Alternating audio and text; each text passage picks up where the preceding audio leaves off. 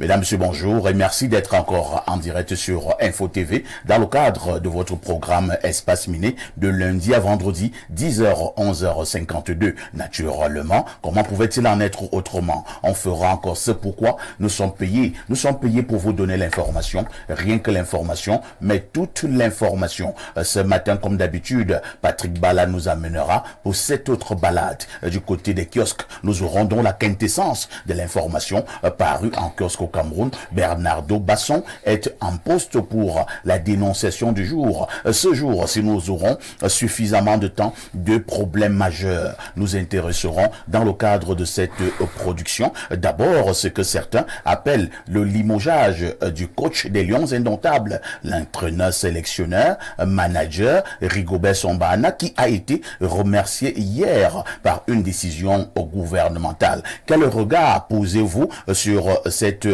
ce limogeage de Rigobert Song-Bahana, même si certains estiment tout simplement, pour être élégant, qu'il ne s'agit pas d'un limogeage, il s'agit simplement d'un contrat qui n'a pas été reconduit. De toutes les façons, on essaiera de commenter, de comprendre après Rigobert Song-Bahana que devient notre équipe nationale, surtout au niveau de son banc de touche. Toujours dans le cadre de ce programme, il est fort possible que nous revenions sur les émeutes de 2008 au Cameroun, 16 ans plus tard. Avez-vous l'impression que quelque chose a changé? Au canal 317 sur Canal Plus International, vous êtes à pic sur Info TV, votre chaîne de télévision qui monte et qui monte encore. Accueillons ces invités qui sont venus comme d'habitude nous dire bonjour ce matin. Rodrigue Adalbert Evina, bonjour. Bonjour, parfait ici. Je voudrais dire perfecto. Conteneur de modérateur, mais toute cette panoplie de noms que vous portez déjà, je pense que ça vous va si bien.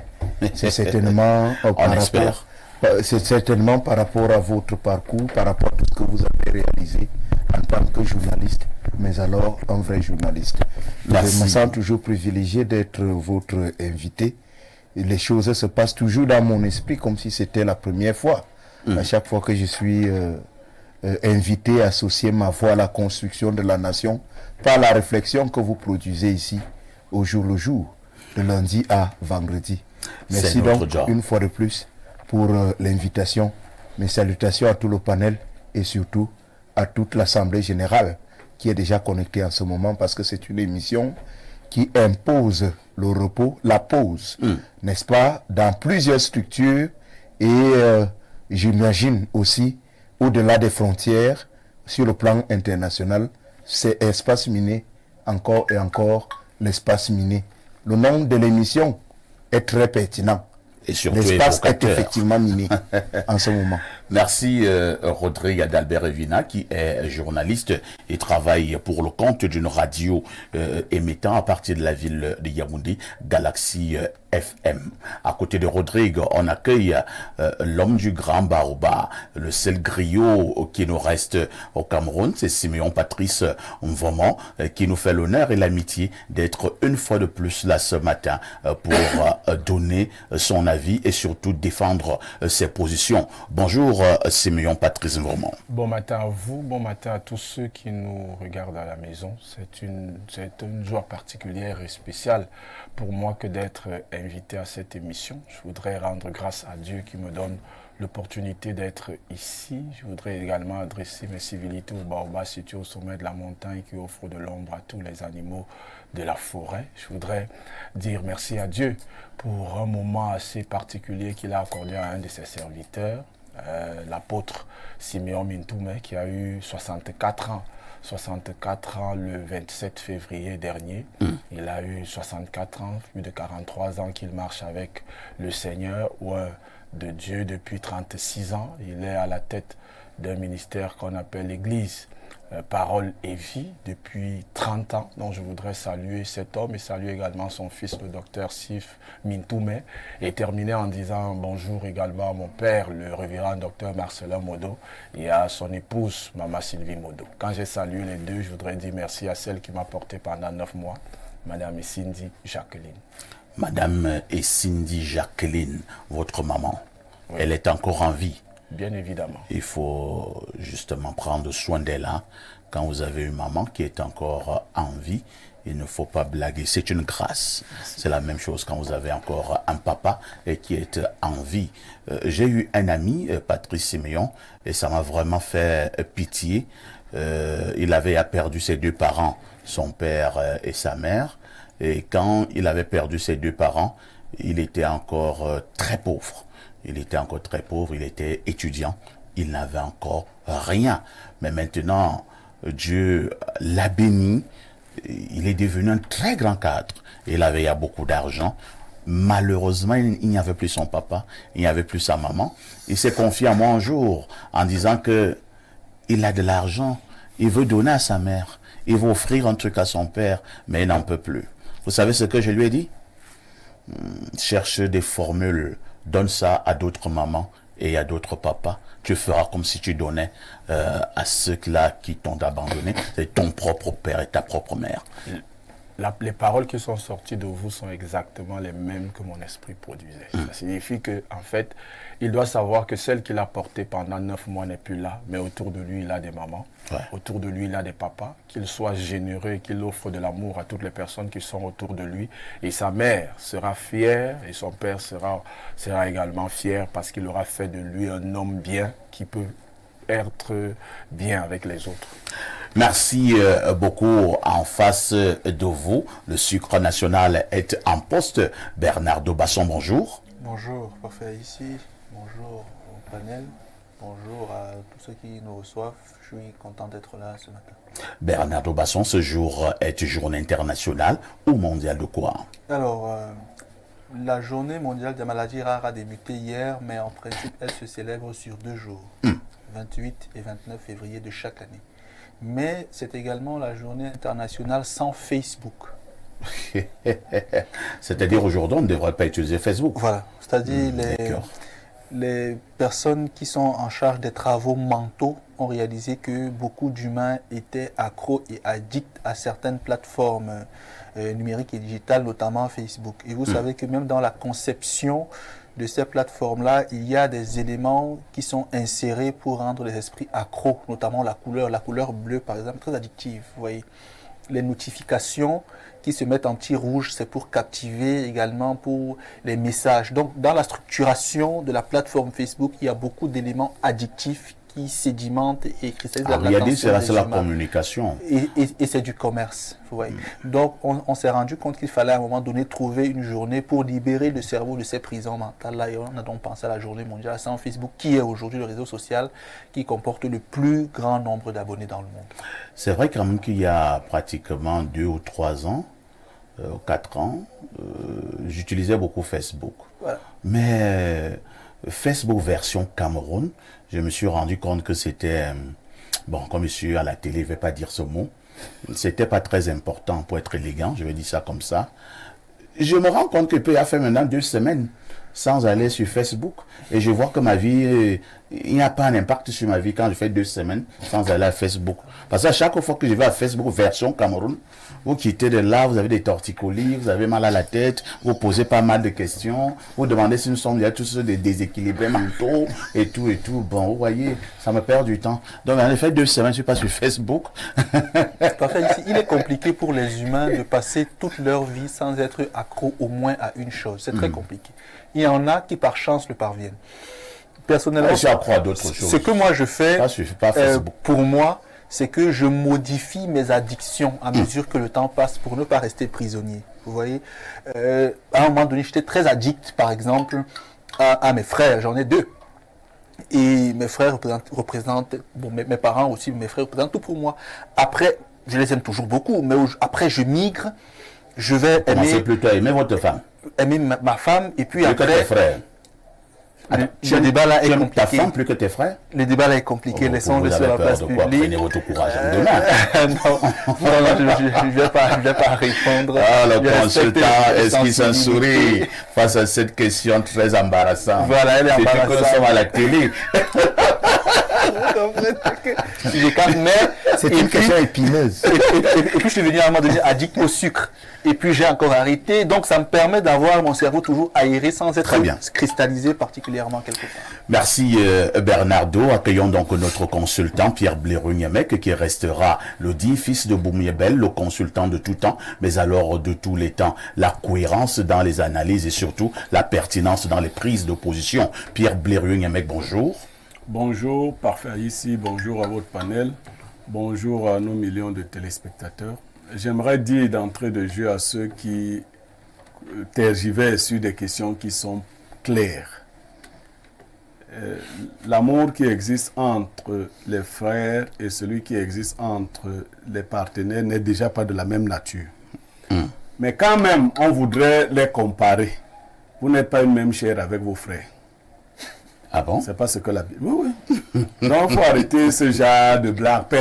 Personne de normal, en dehors des familles de sorciers, n'aime ses frères plus que sa femme. Ah bon? Oui, mais ça, c'est la sorcellerie.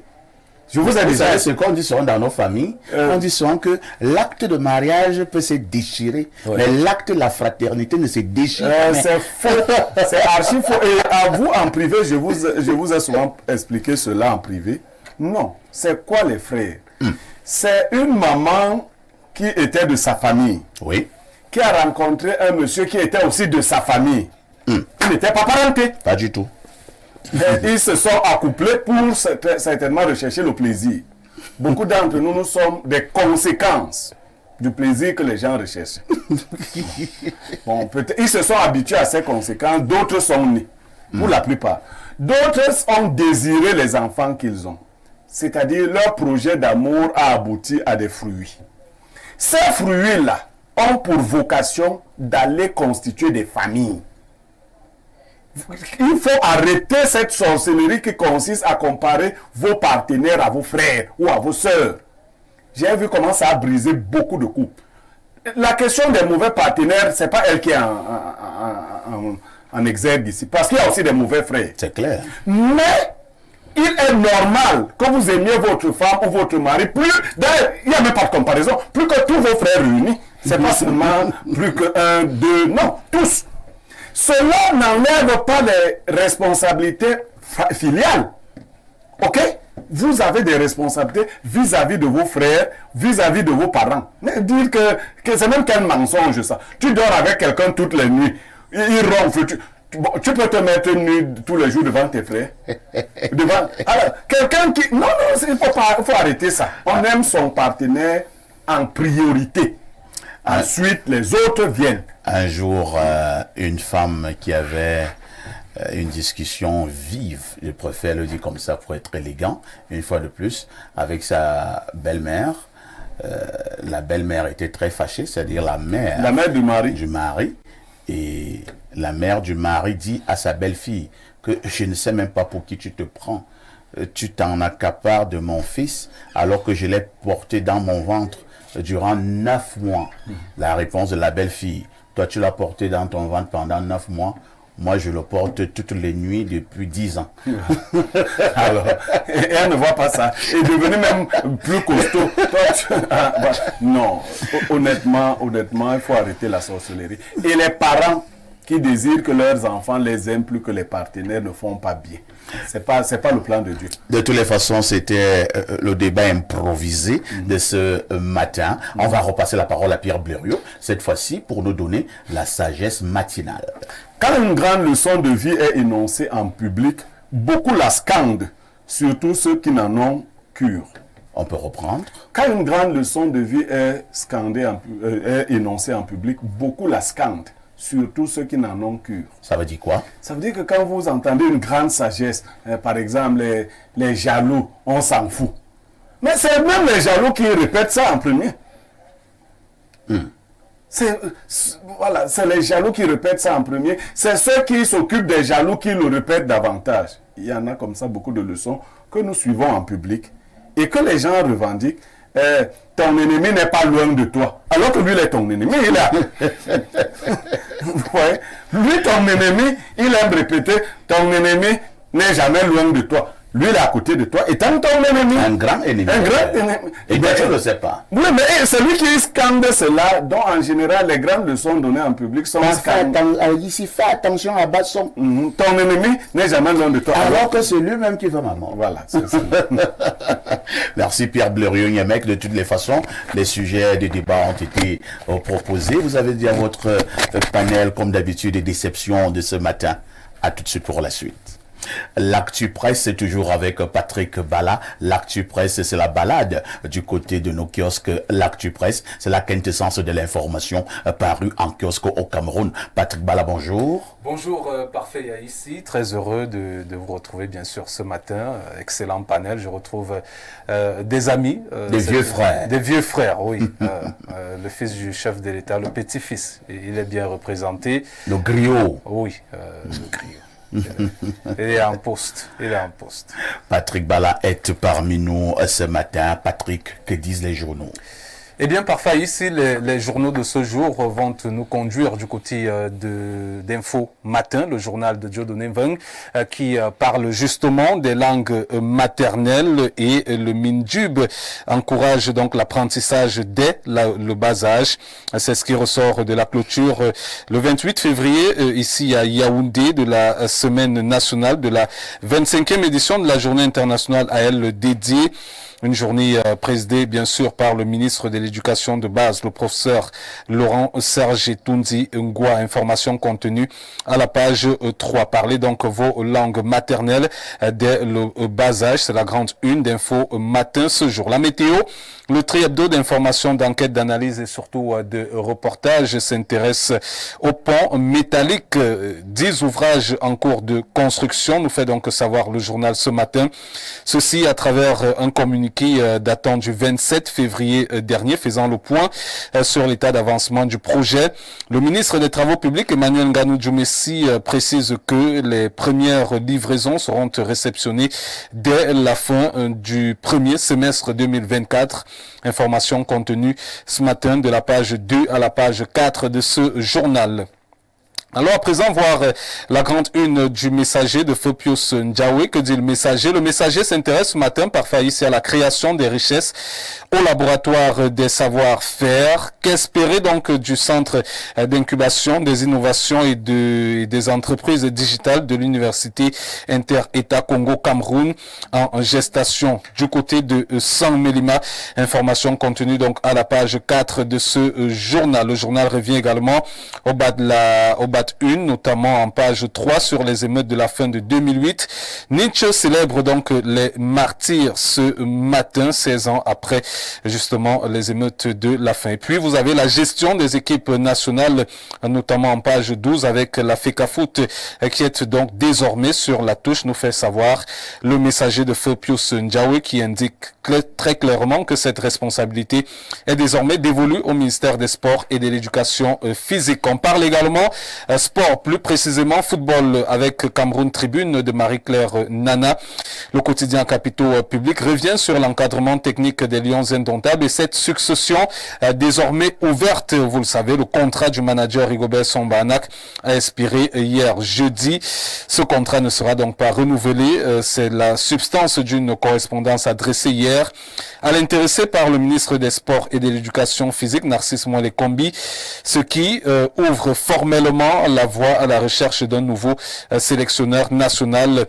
Information à lire en détail de la page 26 à la page 27 de ce journal. La nouvelle expression ne déroge d'ailleurs pas à la règle et nous fait donc montre de cette fin de mandat pour Rigobert Song-Bahnak, le manager sélectionneur qui aura donc passé 2 ans à la tête des Lions indomptables du Cameroun avec un bilan un peu mitigé, 23 matchs disputés, seulement 6 victoires, 8 matchs nuls et 9 défaites à la tête des quintuples champions d'Afrique. C'est également la grande une du journal Le Jour d'Aman Mana. Ce matin, le quotidien bleu qui parle de Rigobert Song, limogé.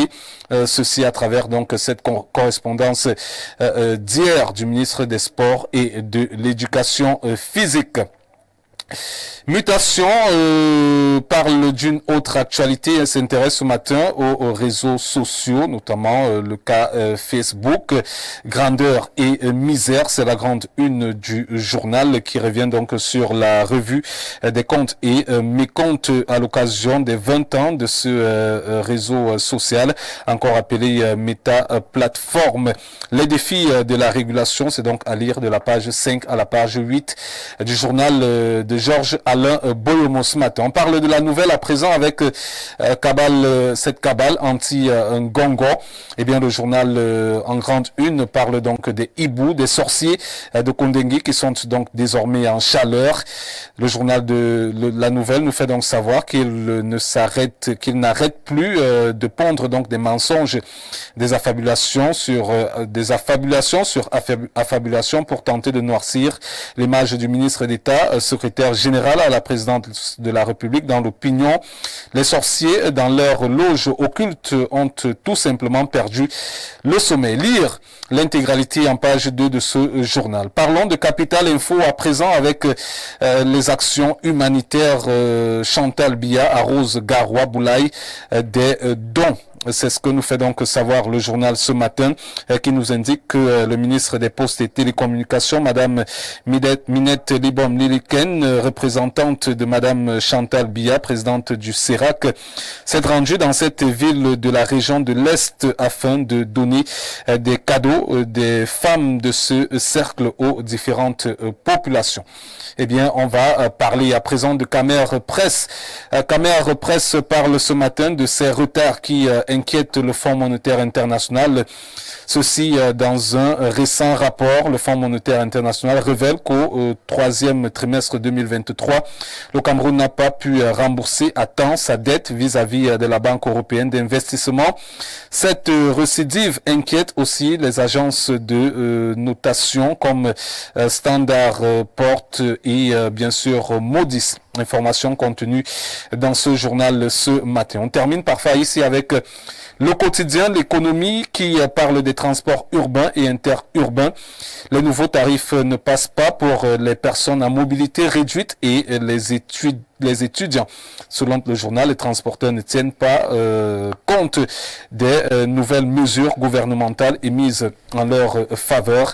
Information donc contenue ce matin à la page 3 de ce journal. C'est donc avec la nouvelle, le journal L'économie qu'on met donc un terme à cette revue de presse Acte 2 sur Info Télévision. Vous le savez, la première revue de presse, c'est lorsqu'il est 6h et passé de 45 minutes. Et donc la seconde, c'est dans le cadre de ce programme prestigieux Espace Mini.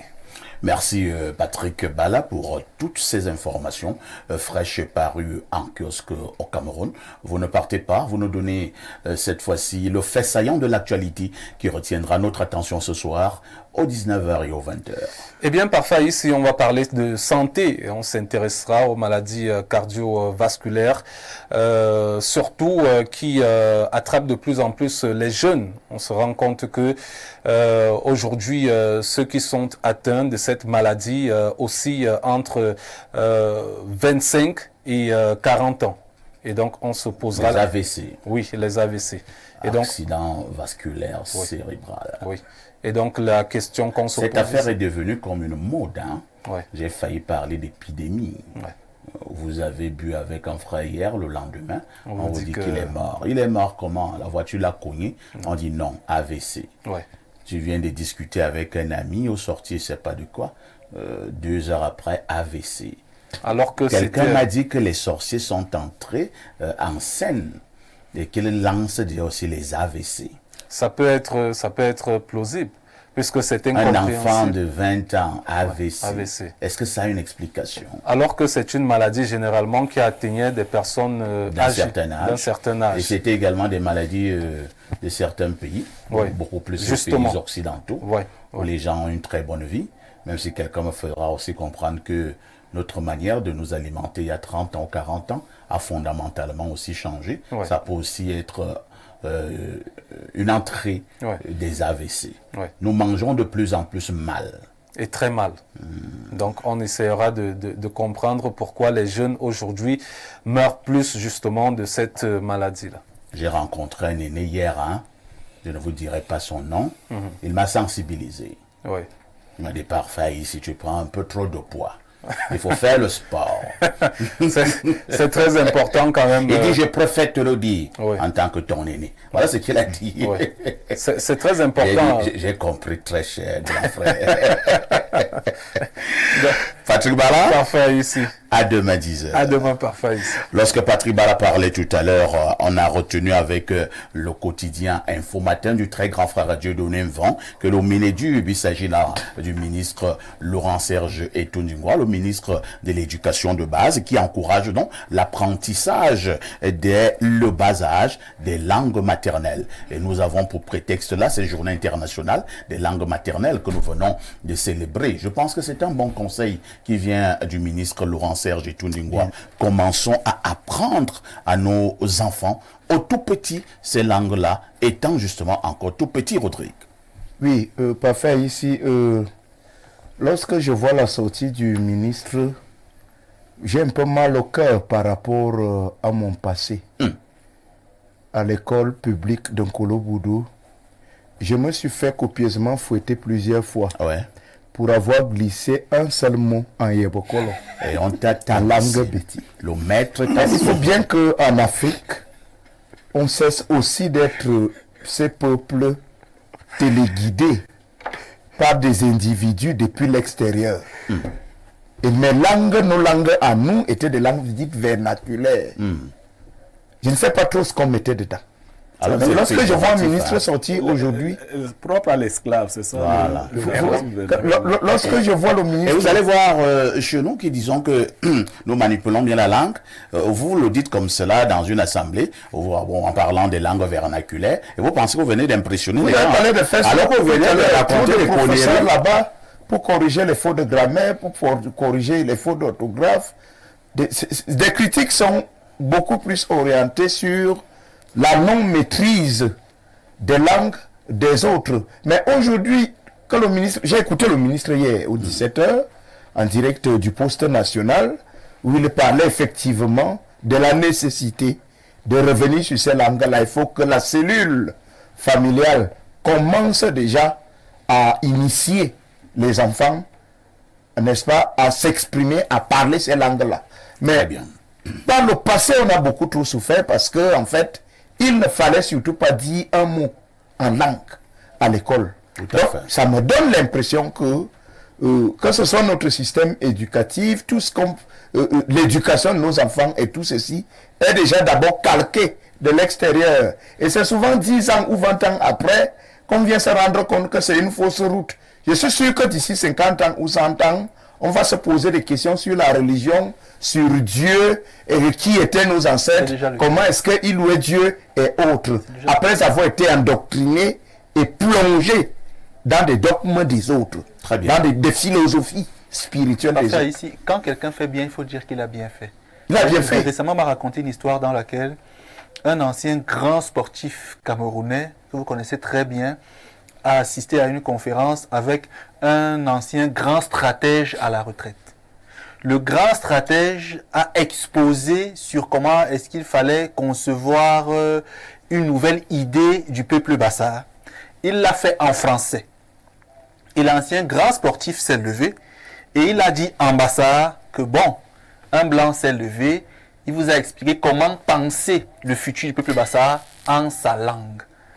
Vous voyez, et vous connaissez très bien les deux protagonistes parce qu'ils Non, je ne les connais pas. ils sont venus sur vos plateaux plusieurs fois déjà. Vous Donc, faites dans c'est- les devinettes, Non, tout pas ça. de l'un ou de l'autre. Bon, vous voyez les noms. Mais donne, dis C'est l'information qu'on donne. Ok. Le grand sportif, c'est Monsieur Bell, Joseph Antoine, qui répondait comme cela à Monsieur Bidjek, qui était au MINDEF pendant très longtemps. Qui parlait en français? Monsieur Bidjek. Didier Badjek. Badjek, pardon, Ouais. Monsieur Badjek, qui parlait en français, qui exposait sur la stratégie, comment concevoir le peuple Bassa à l'avenir. Et Monsieur Bell s'est levé, il a dit en Bassa que donc il a dit en Bassa que Bon, le la blanc s'est réunion levé. s'était née dans quel cadre? Aussi, Le cas des Bassards. un cadre communautaire. D'accord. Ce n'est pas parce que Badiak est ton ami. Hein. Dis simplement. Il est inconcevable que des gens Je comprends pourquoi Bernardo avait peur, comme c'est le colonel. Bon. Mais ça va, Ben est son aîné. Donc. Merci beaucoup. On va également retenir avec le journal La Nouvelle d'un autre grand frère, Jacques Blaise Mvillier. Il parle ce matin de cette cabale anti-Ngongo. Pour ceux qui nous regardent du côté du Kyrgyzstan, Ngongo, c'est le ministre d'État et secrétaire général de la présidence de la République au Cameroun. Selon La Nouvelle de ce matin, les hiboux des sorciers de Kondangui sont en chaleur. Je ne sais pas pourquoi parler seulement de Kondangui. Pourquoi n'avoir pas choisi Essos ou bien Efoulan. Il n'y a pas les sorciers Efoulan et les hiboux. Bon, mais lui, il sait pourquoi il parle peut-être de Kondangui. Il pense donc que les hiboux, les sorciers de Kondangui sont en chaleur. Vous savez, ici à Info TV et surtout dans le cadre de votre programme Espace Miné ou bien Libre Expression, avant de prendre un sujet, nous menons un certain nombre d'enquêtes depuis un certain nombre de jours au Cameroun. Ça va dans tous les sens avec ces affiches attribuées à certains proches collaborateurs du chef de l'État qui seraient candidats à la prochaine élection présidentielle. Nous sommes encore en train de recouper, nous sommes encore en train de mener des enquêtes et dans quelques jours, nous allons poser le problème sur la table de débat. Cela étant dit, nous marquons une autre touche pause. Bernardo Basson, nous vous remettons une fois de plus solennellement et officiellement la parole pour la dénonciation de ce jour. Parfait, ici aujourd'hui c'est une dame qui a cherché à me rencontrer pour me poser le problème de son frère avec qui j'ai discuté par la suite. M'a-t-elle dit, son frère a rencontré celle qui est aujourd'hui son épouse, il avait 22 ans, elle avait 25 ans, son épouse.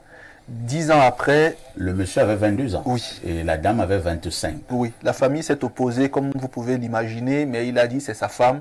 Il s'est mis à dos tout le monde, son père, sa mère et ses 5 frères et sœurs, parce qu'ils sont 6. Il est le 3e né. Il s'est mis tout le monde à dos, il a épousé la femme. Et la femme avait déjà une fille.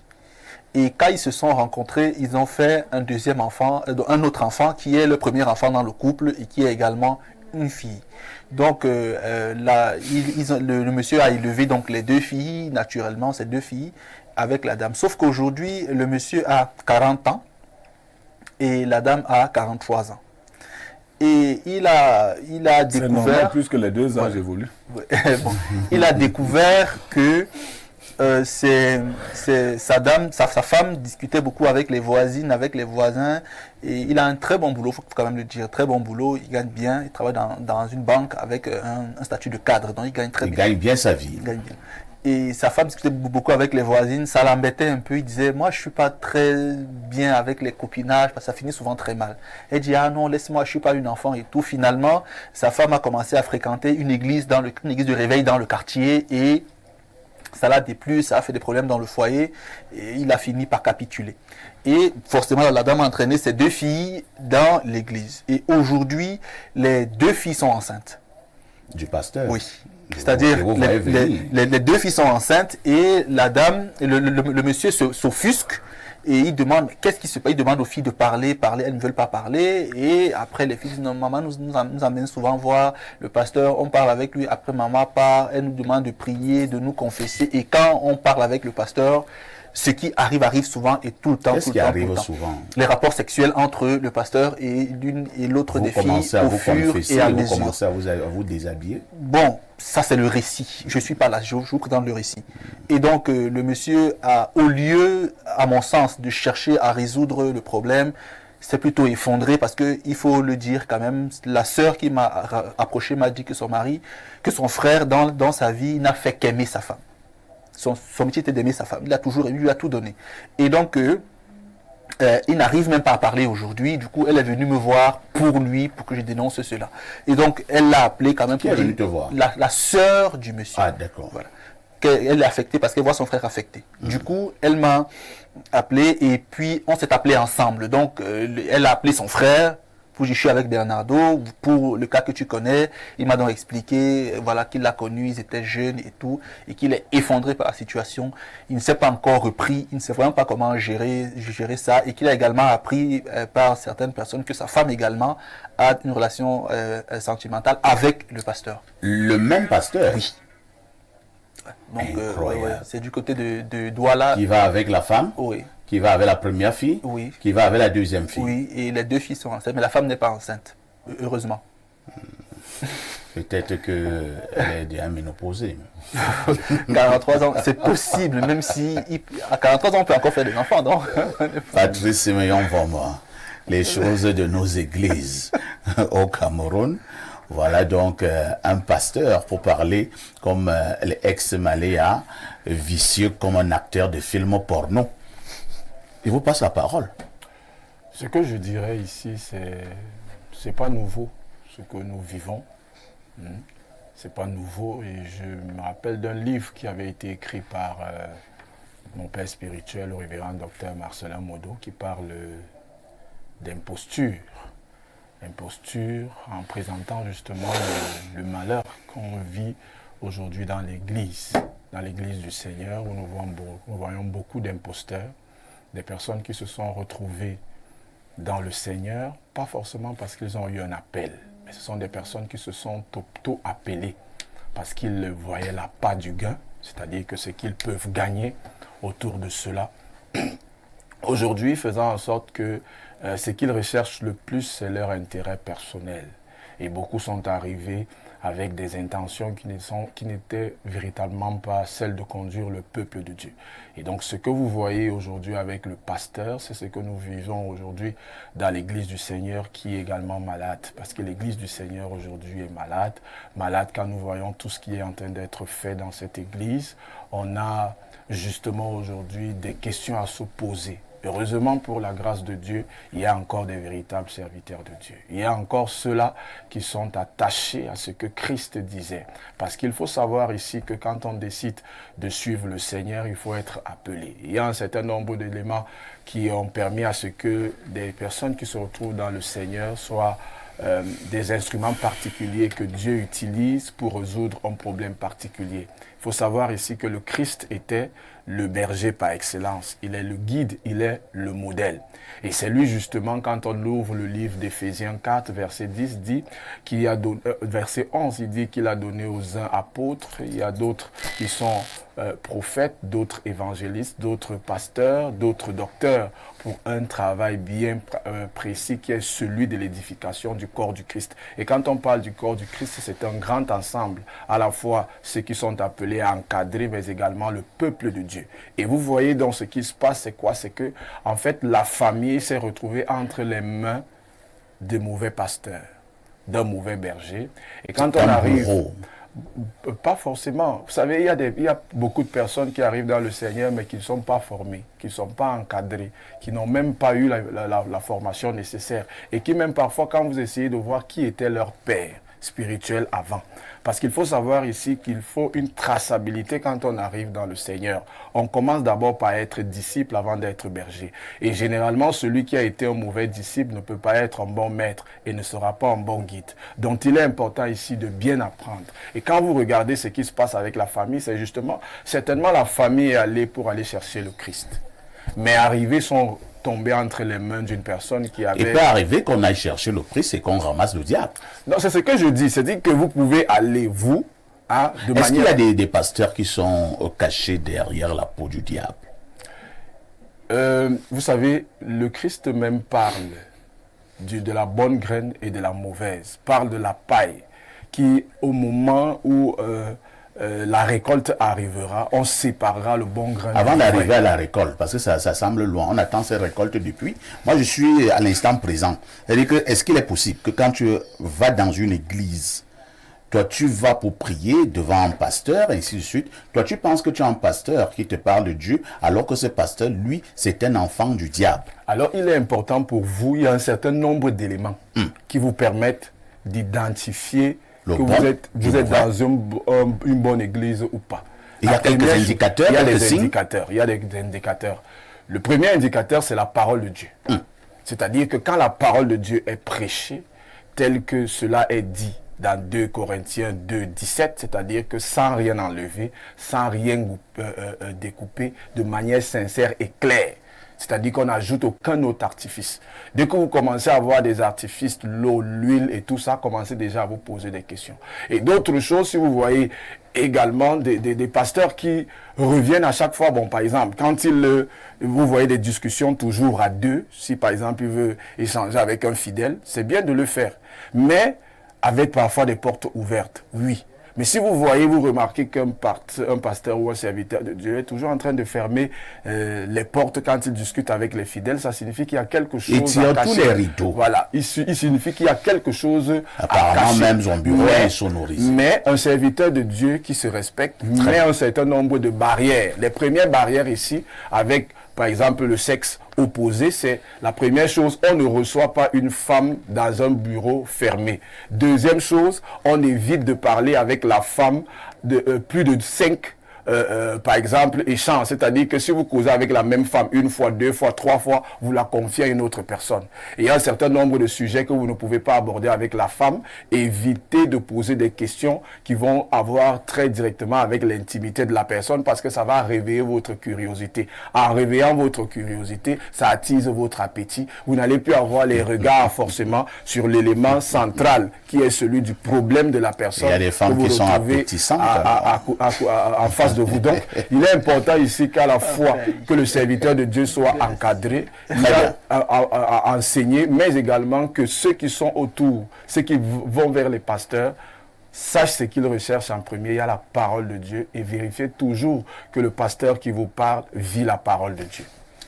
Rodrigue d'Albert Evina, que de foyers, que de mariages volés en éclats du fait des bonbons pasteurs, de ces hommes en principe de Dieu, mais d'autres qui deviennent des hommes odieux. 2 filles, 2 sœurs, amenées par leur maman dans une église. Le pasteur a eu à les amener au Kosovo. Et leur maman même aussi est passée à tabac. C'est un grand CV, hein? Un bon palmarès. Oui, parfait. Ici, mon analyse va probablement surprendre Patrice Simeon Vaumont, qui est mon frère, c'est un ami, on se connaît depuis longtemps.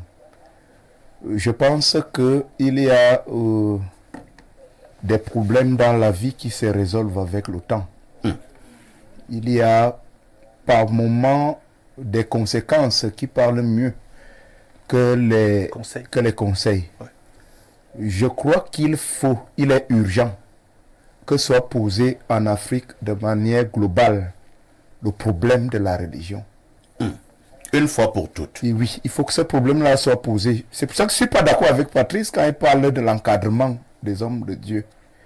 Je pense que celle qui est présentée comme l'église mère, du monsieur qui a dit dernièrement qu'il faut bénir, on peut bénir hors liturgie les couples homosexuels. C'est pas trop ce que ça veut dire.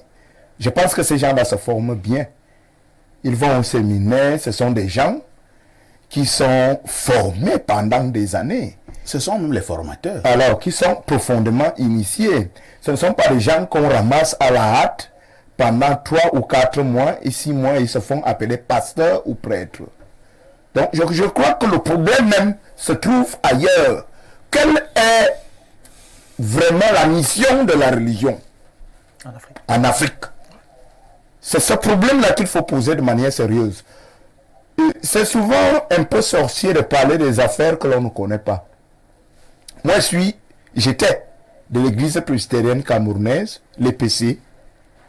Moi, très jeune, j'étais consacré ancienne l'église en 2012. Moi, j'étais catéchiste d'une très grande paroisse. J'étais engagé dans le mouvement La Jeunesse d'Action Protestante Évangélique, oui, qui s'appelle la JAP. Je suis sorti de là avec le grade de secrétaire promoteur. Parti de président actif de la chapelle, président paroissial pour secrétaire promoteur. Quand vous êtes secrétaire promoteur, vous coordonnez les paroisses. Moi, j'ai donc été catéchiste. J'ai vu des pasteurs passer devant moi, c'est-à-dire qu'on envoie un pasteur, il est affecté dans ma paroisse. Après 1 an ou 2 ans, on l'affecte ailleurs. Je vous dis, quand vous regardez la vie de ces gens, C'est heureusement que la Bible a tout prévu. Parce que la Bible va dire qu'il ne faut pas juger les hommes de Dieu. La Bible mais quand vous voyez ces gens vivre, beaucoup viendront en mon nom. vous comprenez que leur mission et leurs intentions n'ont aucun intérêt lié à Dieu. Je suis d'accord avec Patrice qu'il y a des bons bergers. Il y a effectivement des hommes de vocation, des hommes sur qui Dieu a placé une élection, un choix ou un appel pour accomplir une mission de rapprocher, n'est-ce pas, l'humanité de Dieu le Créateur. Mais ces hommes se font rares. Le problème de l'Afrique aujourd'hui, c'est l'abandon total de ses coutumes. Parce qu'avant la pénétration de l'évangile en Afrique, l'Afrique était quoi avant? Est-ce que l'Afrique connaissait Dieu? Certainement oui.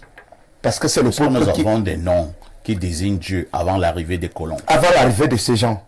Je ne suis pas sûr que Monsieur Jésus est connu en Afrique depuis plus de 200 ans. Je crois que c'est 185 ans ou 187 ans. Pour le premier Camerounais baptisé à Douala. Voilà, quelque chose comme ça. Exactement. Nous avons passé le temps à travers certaines églises à confier les secrets de nos vies à des individus. Ils appelaient ça la confession.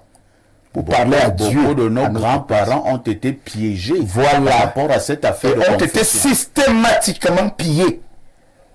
On donnait des choses qui étaient des choses qui étaient même le fondement de notre bonheur et qui traduisaient l'hyperpuissance de Dieu à travers la nature et tout. Mais aujourd'hui, il est très difficile de dire à votre frère que telle chose n'est pas bien. Dès qu'il est engagé dans une certaine église, avec un cerveau négativement touché par certains discours, le conseil ne passe plus. Il y a une catégorie de femmes à qui on ne donne pas de conseils. Ça ne va pas passer. Aujourd'hui, votre femme, elle peut accepter de vous donner les choses que vous avez dotées seulement quand le pasteur lui donne l'autorisation. Et bon? parfois, ces gens sont plus influents que les maris, plus influents que les époux. Chez vous, à la maison, madame n'a plus le temps de prendre soin du foyer que Dieu lui a donné, du mari que Dieu lui a donné, des enfants que Dieu lui a donné, parce que matin, midi, soir, il y a un programme, il y a un séminaire, il y a une nuit de ceci, il y a. Entre-temps, le pasteur ne lui dit pas que tu as une responsabilité Merci, de femme Rodrigue. et d'épouse. Donc je crois que le problème que pose Basson, je crois que c'est un désastre parmi tant d'autres. Est-ce que c'est nécessaire qu'on revienne sur des abus, des agressions sexuelles commis sur des garçons, sur des bébés, Même des garçons. dans le monde? J'ai vu le pape présenter des excuses à beaucoup de peuples aujourd'hui par rapport aux crimes sexuels commis par des prêtres et autres. Ce sont des faits qui sont là. Donc je crois qu'il est urgent qu'en Afrique, l'on pose le problème de la mission réelle de la religion. Cette religion aujourd'hui qui nous a dépouillés de tout. Si on se met à parler des richesses matérielles, c'est encore toute une autre chose. On n'a plus rien aujourd'hui parce que la religion a tout pris entre terrain et ils sont engagés dans tous les business, hôpitaux, écoles et tout ça de nature à leur donner de l'argent à eux pendant que les fidèles sont comme ça. Je suis un peu sûr qu'un prêtre viendra enterrer votre frère pour rien ou votre mère. Il faut toujours une enveloppe. Les taux sont autre. connus. Que se cache-t-il derrière la religion? Je vous suggère d'ailleurs même d'amener un tel sujet On en parlera. et faire venir des révolutionnaires comme Merci. des panafricanistes qui pensent que l'Afrique aujourd'hui doit se réveiller. Je ferai aussi venir des prêtres. Et comme cela, vous ne parlerez plus avec autant d'autorité. Alors, Pierre Blériot Niemek. Alors, avant que Pierre Blériot ne prenne la parole, Bernardo Basson, les deux filles ont respectivement quel âge? Elle ne m'a pas donné les âges, mais on peut faire le calcul. Quand elle vient avec sa première fille en mariage, la première fille a 3 ans. Oui. Elle avait 25 ans. Donc aujourd'hui, elle a 43 ans. Si on fait, ça fait environ 21 ans pour la première et 18 ans Pour la deuxième. pour la deuxième. Voilà. D'accord. Pierre Blériot Niemek, que faisons-nous en pareille circonstance? Les uns les autres l'ont relevé. Des cas comme ceux-là sont légion. Est-ce qu'il ne faut pas parler comme Rodrigue Adalbert Evina, qu'il faudrait finalement un jour que nous puissions poser le problème de la religion en Afrique? Bon, beaucoup vous ont déçu, je vais vous décevoir davantage. Je crois que le thème de cette dénonciation n'est pas le problème de l'Église, pour une fois. Je ne vais pas dire que... Vous félicitez donc le pasteur. Non, je ne vais pas dire que les deux... Non. Bernardo a orienté, et même la personne qui est venue se plaindre, je ne comprends pas l'importance de donner les âges. Vous voyez un peu. C'est le monsieur qui m'a donné les âges, c'est pas la sœur. Oui. Est-ce que les âges ont un impact sur ce qui s'est produit? Parce que quand... C'est pas vous le problème. Ça n'a aucun impact. Il aurait eu une femme beaucoup plus jeune que la chose se serait produite. Je veux d'abord, puisque probablement il nous écoute. Oui. L'âge de sa femme et le sien n'ont rien à voir avec ce qui s'est produit. Clairement. Première chose. Deuxième chose, ce n'est pas vraiment le procès des pasteurs et des prêtres qui est en cause ici. Quand vous avez une femme qui a le démon du sexe en elle, vous l'enlevez du dehors, vous lui enlevez le nom de prostituée, entre guillemets, et vous la baptisez avec votre nom. Vous prenez donc celle-là, vous mettez à domicile. Elle va trouver toujours des raisons, soit d'appartenir à des réunions bizarres, dans lesquelles elle va avoir ce genre de pratique. Entraînant ses propres enfants, parce qu'elle allait carrément les livrer à un homme. Elle cherche juste une occasion de pratiquer cet esprit qui l'habite, qu'on appelle sensuel et séducteur. Vous comprenez de quoi je parle. La femme, donc, est le problème, elle est malade. Si elle n'a pas accouché, c'est probablement parce que vous avez vu, elle n'a qu'un seul enfant avec son mari. Et les scientifiques nous disent que moins une femme accouche, plus ça rapproche la période de la ménopause. Donc, elle peut même, comme parfait le suggérait, être ménopausée. Quant aux hommes, aux dieux, qui se font appeler hommes de Dieu, puisqu'il faut en parler, ils se saisissent simplement de la faiblesse des femmes. Je l'ai déjà dit à plusieurs reprises, ne permettez pas à vos partenaires d'aller dans des réunions auxquelles vous n'appartenez pas. Le jour où ça commence, il faut arrêter ça tout de suite. Même si c'est un vrai homme de Dieu. C'est avec l'autorisation du mari. J'ai entendu beaucoup dire ici, vous savez, j'ai un passé pastoral. Nous avons failli passer à côté d'une tragédie en Balmayo. Il y avait une femme qui venait dans notre église, sans l'autorisation de son mari, pas fait ici. Le monsieur était un policier. Un jour, à 21h, il a débarqué dans l'église avec une arme, décidé à tirer sur nous. Il avait son arme et il avait le gaz lacrymogène. Il a pulvérisé tout le monde. Et il s'apprêtait à nous dégainer. J'aime vous dire que le pasteur a fait le premier. Nous n'avons eu la vie sauf que parce que nous avions parmi les élèves pasteurs un étudiant de l'EMIA qui est aujourd'hui colonel dans l'armée camerounaise. Qui l'a maîtrisé. Qui a réussi, qui a trouvé la technique, il a mouillé un tissu.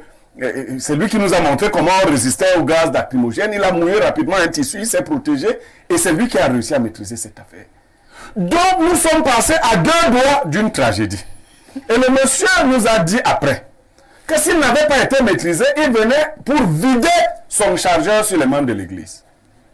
Ce jour-là, on a dit à cette femme de ne plus revenir là. Ou de ne revenir qu'en compagnie de son mari. La Bible est claire là-dessus. Vous ne prenez pas les femmes des gens sans leur autorisation. La Bible, donc ce pasteur-là, c'est un des signes que vous êtes mauvais pasteur. C'est-à-dire que si vous pensez que vous pouvez prendre une femme ou un enfant sans l'autorisation de ses parents, sans l'autorisation du mari, la Bible dit que la femme soit soumise à son mari comme au Seigneur. Donc, celui que la Bible compare au Seigneur, ce n'est pas le pasteur, c'est le mari. Deuxième chose, parfait, ici, on vous a dit ici, il a parlé du père spirituel. Je sais qu'il est assez assis. La Bible dit de ne plus appeler un homme père spirituel. Nous avons des conducteurs dans la foi, pas des pères spirituels. Nous avons tous, pour ceux qui sont chrétiens, un seul père spirituel, Abraham, notre père dans la foi. Le reste de roublards qui qui se font appeler mon père. Et ça, puisque s'il faut diffuser de manière correcte la parole de Dieu, dès que quelqu'un s'arroge déjà ce qui ne lui a pas été donné par la Bible, et puis il a évoqué Éphésiens 4, 11. Ce n'est pas les hommes eux-mêmes qui choisissent que moi je suis pasteur, moi je suis apôtre, moi je suis... Non! Le cheminement est connu. Donc nous avons de plus en plus, la Bible, là je conclus, dit que dans les derniers temps, les hommes seront fanfarons, amis de l'argent, s'attachant plutôt à ce genre de plaisir. Il a décrit le processus. La plupart de ces pasteurs aujourd'hui ont des chambres fermées, dans lesquelles ils reçoivent dans l'intimité les épouses des gens, et même les fils des gens, parce que certains sont même homosexuels, faut vous le dire. Et je vais conclure sur un petit point qu'il a souligné. Vous êtes passé rapidement là-dessus. Il a dit qu'il ne faut pas poser des questions liées à l'intimité. Vous savez, quand Roger Maléa vous dit que certains pasteurs sont semblables, sont vicieux comme les acteurs de films porno. Ils vont jusqu'à causer des rapports sexuels des couples. Pour découvrir, par exemple, que votre mari n'est pas fort au lit, et que vous avez des problèmes d'insatisfaction. Et il commence à suggérer au subconscient de la femme que mais la solution n'est pas très loin de toi. J'ai aidé la sœur telle. Tu la vois, elle est épanouie aujourd'hui.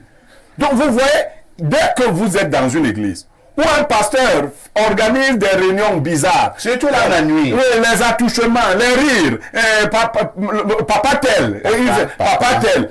Mais il va avec toutes les petites filles de l'église, et comme si cela ne suffisait pas, il upgrade, il est avec les mères, après il upgrade avec les grands-mères.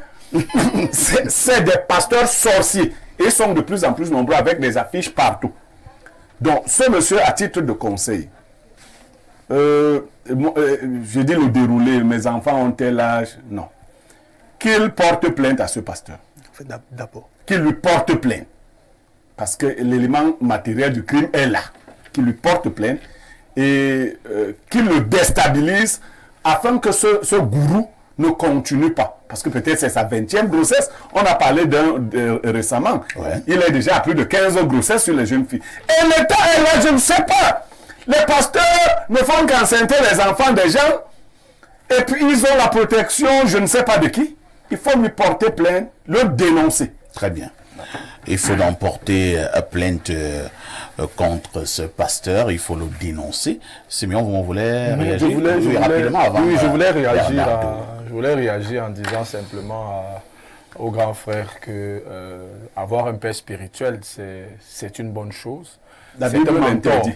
C'est un mentor. Non, ça ne peut pas être une bonne... Vraiment, si tu parles de Bible, non, si la Bible dit de ne pas faire une chose, tu ne peux pas dire que c'est une bonne chose.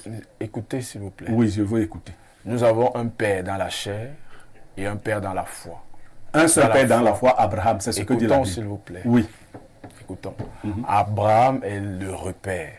Maintenant, est-ce que c'est Abraham qui va t'enseigner tous les jours? Il faut donc celui-là. C'est pour ça que... Pour moi, c'est même déjà un problème. Tu as posé une base claire. Tu as dit que si la Bible ne dit pas une chose, ou si elle interdit, comment toi tu essaies d'expliquer autre chose? Écoutez, alors, c'est pour cela justement qu'il a écrit, mon père a écrit un livre à comprendre. Donc, il n'est pas ton père, c'est un gourou. Si tu l'appelles ton père, c'est bien un gourou. Il n'est pas ton père. Et quand tu as dit là que ton père, parce qu'ici, il n'a pas prêté attention, tu as parlé de ton père et ta mère. Après, tu as dit ta mère biologique. Donc, l'autre là n'est pas ta mère. Écoutez.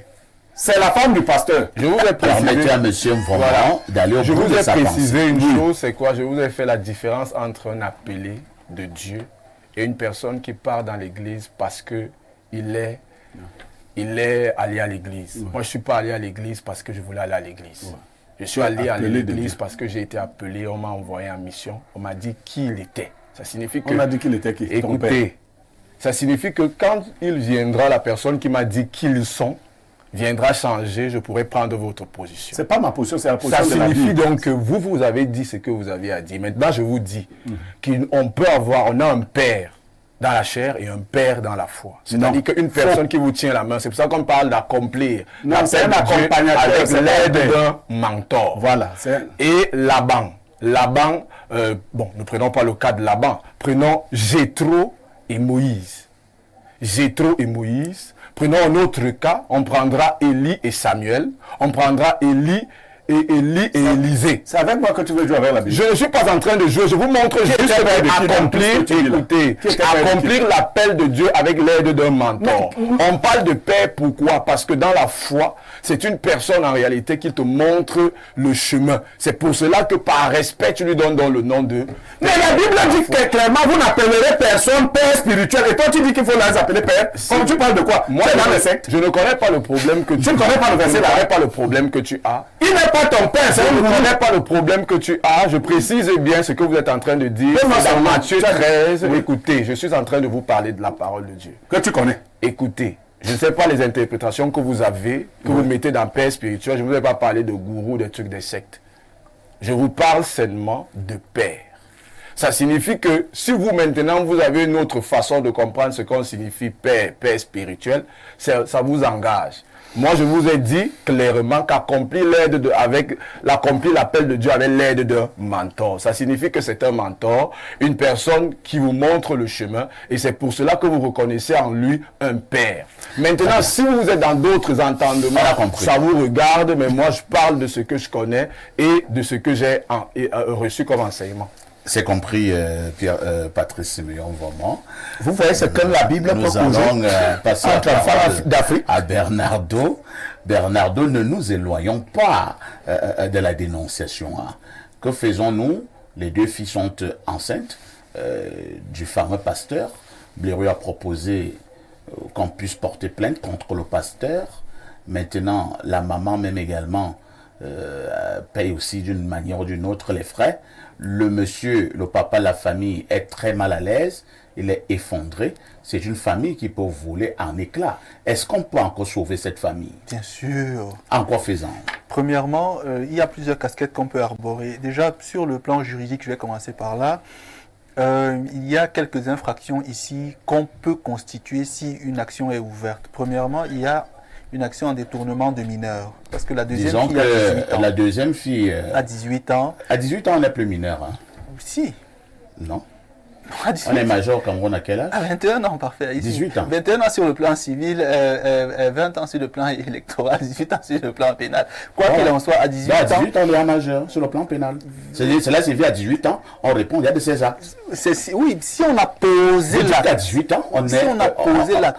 Si elle est en sur le plan à 18 pénal, ans... on est majeur. C'est quoi, non? Parfait, ici... Bernardo, entendons-nous d'abord, c'est vous qui venez de dire qu'à 18 ans, on est majeur sur le plan pénal. On est pénalement responsable. Très bien. Ça veut dire que on va commencer à rechercher à quel moment est-ce que les parties ont commencé à se rapprocher, à quel moment est-ce qu'il y a eu des... Si c'était avant 18 ans, il y a un problème. C'est pourquoi Mais si c'était à partir de 18 ans... Parfait, ici, eux ils parlent, moi vous me coupez tout le temps.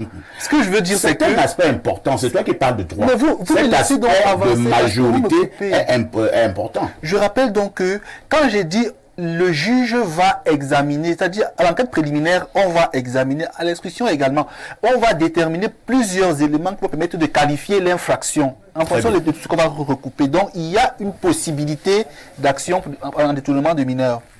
Il y a également la question de l'adultère de la femme, si jamais cela est avéré. Parce qu'on va rechercher des éléments pour constituer l'infraction. Et là, il pourra traiter la question de l'adultère sur le plan africain ou sur le plan juridique. Il peut avoir des parents qui discutent, avec qui il échange et qui disent que bon, elle a été infidèle, pardonne puisqu'elle a fait, etc. Sur le plan social, ce qu'il faut noter, c'est que chez nous les juristes, un délit peut devenir un crime en fonction de qui pose l'acte. Ça veut dire si vous détournez un terrain, vous par exemple, la catégorie foncière. Mais si un notaire le fait, ça devient un crime parce que le notaire a une obligation de conseil et une responsabilité plus large sur les questions foncières. Le fait que ce soit le pasteur, ici, qui pose un tel acte aggrave la situation parce que lui, il a la mission fondamentale de recadrer les âmes et de bien les guider. Donc pour cela, lui également doit être poursuivi. Comme je dis, détournement des mineurs, et il doit payer plus gravement que les autres. Poursuivi au plan pénal? Bien sûr. Le troisième élément ici qui est le plus important, et là je rejoins M. Evident, et je ne suis pas d'accord avec les autres, je parlons dessus, c'est quoi? C'est que le but du travail spirituel est unilatéral. La domination de l'esprit sur la matière. Quand on va à l'église ou dans les ordres, L'objectif recherché, c'est que la matière s'affaisse, puisqu'elle a des plaisirs et autre chose, et que l'esprit soit plus grand, s'élève et soit plus pur, à tel point que face à une tentation, que vous soyez en même d'y résister ou de recadrer. Même si la femme qui vient à vous, votre éclairage doit vous aider à lui dire, vous vous égarez, je vous ramène. Pareil pour les jeunes filles. Souvent ça. Sauf que, oui, il y en a, monsieur Niamé. Il y en a quelques-uns. Ça veut donc dire qu'aujourd'hui, parce qu'il est pasteur, l'acte qu'il a posé est grave. Et pour ça, en off, on doit le fesser publiquement d'abord en off. Il mérite une fessée propre. Pour sortir, pour voir une civilisation qui se déploie, on regarde sa spiritualité, son éducation et ses institutions. L'Afrique aujourd'hui est en train de se dégrader du fait des églises. Les églises pourrissent le quotidien permanemment. Il y a trop de dérives, il y a trop d'abus, il y a trop d'écarts.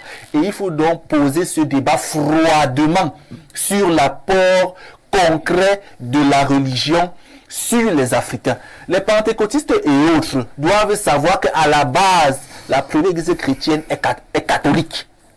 Avec le temps, certains ont protesté, d'autres se sont pentecôtisés entre guillemets. Mais c'est de là que vous partez. Mais souvent, on entend se dire que les catholiques ne font pas Dieu, nous on fait Dieu. Ça, c'est un faux débat. Donc, restez cohérents. En sachant qu'on vient de là-bas et nous sommes nés ici d'un protestantisme. Merci. Il faut donc sonder aujourd'hui qu'apporte véritablement l'Église en Afrique si les pasteurs au quotidien qui sont censés être formés profitent des faiblesses des gens et profitent des lacunes des personnes pour les abuser. C'est un problème fondamental. Il faut également relever qu'elles sont également nombreuses qui vont également à l'église pour aller séduire les pasteurs. Le pasteur doit être élevé pour cela. Le pasteur est d'abord aussi un humain. Bonjour à vous sur le plateau. Je suis heureuse de vous revoir, Monsieur Parfait, ici. Je suis l'une de vos fans depuis Tour d'Horizon. Et pour revenir au sujet du jour, nous ne sommes pas contre la religion, mais nos mères confondent les pasteurs à Dieu, puisqu'elles sont même contre leur mari, parce que le pasteur a dit, l'église se limite à dimanche. Une qui veut prier peut prier chez elle, car Dieu est partout. Et je pense pour moi qu'une femme mariée ne peut pas rencontrer un pasteur dans une salle privée. C'est Mbanlove depuis Japoma qui envoie ce message. Des expressions telles que le Dieu de papa. Le Dieu de papa. L'eau minérale 10 000. Tu prends ma femme comme ça, on règle ça à côté. À côté là, je te montre. Le Dieu de papa a fait un miracle. Je veux mon miracle aujourd'hui. Les histoires. On a rencontré le Seigneur dans le rêve. Le Dieu de papa est puissant. On va revenir tout à l'heure. Quelqu'un souffre la doute, il est seul. Et puis vous allez le Dieu de la suite. Mon réalisateur me fait comprendre que si nous en avons convenance, nous allons revenir sur le plateau. Oui, Rialo, j'en ai convenance. Donc, nous allons donc continuer à lire les nombreux messages jusque-là enregistrés. Et là, je vous amène du côté du 241. Je pense que c'est le Gabon. Le pays que dirige le général Oligui Nguema Brice Clotaire. Bonjour Parfait. Dans les mosquées, les femmes ne restent jamais sur la même place. Les femmes restent loin derrière. C'est Abdoulaye depuis Bitam qui envoie ce message. Autre préoccupation. Bonjour au panel. Il est clairement... Je pense qu'on a lu ce message. Trop de messages. Bonjour au panel. Il est clairement écrit dans Matthieu 28, 8, 9. Mais vous ne vous faites pas appeler Rabbi, car un seul est votre maître, et vous êtes tous frères. Et n'appelez personne sur la terre votre père, car un seul est votre père, celui qui est dans les cieux. C'est Jean-Aimé Adouala qui envoie ce message. Est-ce qu'un Vomo a suivi? Monsieur Vomo, ne sait pas que monsieur Yémek était Est-ce qu'il y a pasteur. paix spirituelle là-dedans? On a dit de même pas précis. C'est pour cela qu'on précise. Il y a un seul qui est père, il est père dans les cieux, il est mon père. Ben, on ne dit pas faire les confusions. On ne dit pas non. C'est en train de nous faire les précisions. Oui, moi je fais la précision parce que on n'a pas parlé de la précision. C'est lié en français. C'est pour ça. Tu nous donnes un coup de français. Même les qui sont pères spirituels, là, il doit arrêter. en train de nous expliquer. Il y a ceux qui sont pères spirituels sur le plan satanique. Il y a ceux qui sont pères sur le plan spirituel sur le plan divin. C'est même pas ça. Tu es en train de nous expliquer le français qu'on a suivi. Des messages. Bonjour le sac de modérateur, dites à Blériot que l'apôtre Paul était le père spirituel de Timothée. Bien vouloir lire 1 Timothée 1 verset 2. Merci 1 beaucoup. Timothée 1, 2 à Timothée, mon enfant légitime en la foi. C'est Patrick Simon de Mbaladure. Est-ce que Timothée a appelé Paul mon père? Oh, ça va, Soka Santa. Autre message de ce jour, qu'est-ce qu'on nous dit là? Bonjour le plateau. Quand j'étais moins vieux, le président Aïdjo a traqué les témoins de Jéhovah et beaucoup ont taxé notre président de tyran. Les nouvelles églises, les nouvelles églises, les nouvelles églises. Nous autres, c'était catholiques et protestants. Actuellement, c'est la recherche d'argent et du sexe pour ces pasteurs incapables de draguer. Pour cette famille, que notre fils se rapproche des deux familles, la sienne et celle de la femme, afin de ramener à la raison cette épouse qui a un petit confort mental. Mais avant qu'on porte plainte contre ce pasteur, c'est Mbombor Bilombikak qui envoie le message. Bonjour Mbombor. Autre message, nous partons, je voulais prendre le message de l'Algérie, mais il s'est échappé. Probablement que j'y reviendrai. Bonjour les grands du micro. Merci pour votre émission journalière. Elle nous édifie de jour en jour. Concernant la dénonciation de ce matin, ce pasteur est un vrai sorcier et un gourou. Il faut lui porter plainte, qu'il aille s'expliquer devant la loi. Un père, c'est celui qui nous donne la vie physique, spirituelle, etc.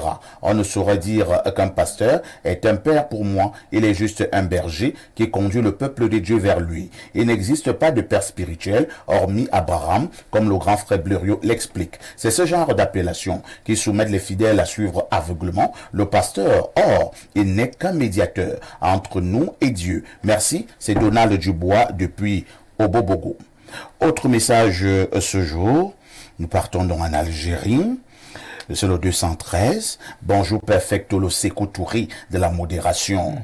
Le problème avec ces pseudo-hommes de Dieu, c'est qu'un ivrogne ou un malhonnête peut se coucher la nuit étant ivre et il se réveille le matin étant déjà pasteur en criant que Dieu lui a parlé dans la nuit. D'autres pasteurs sont des puissants parce qu'ils font tomber des gens dans les églises. Mais je dois vous rappeler que même Michael Jackson faisait tomber des gens pendant son concert. Même Dadju a des concerts dans lesquels... Vraiment, chers Africains, ouvrez les yeux. Pour être un vrai initié complet, il faut au moins 40 ans. Ces gens sont tous des escrocs. Le monde et l'univers sont tellement vastes que leurs connaissances ne peuvent pas être empilées dans un pseudo-livre saint qui contient environ 500 pages. Aucun de ces livres ne sont saints et aucun de ces hommes n'est homme de Dieu. Autre message ce jour. Bonjour Monsieur Parfait ici. Dites à votre consultant que sa compréhension des textes bibliques est tellement étriquée.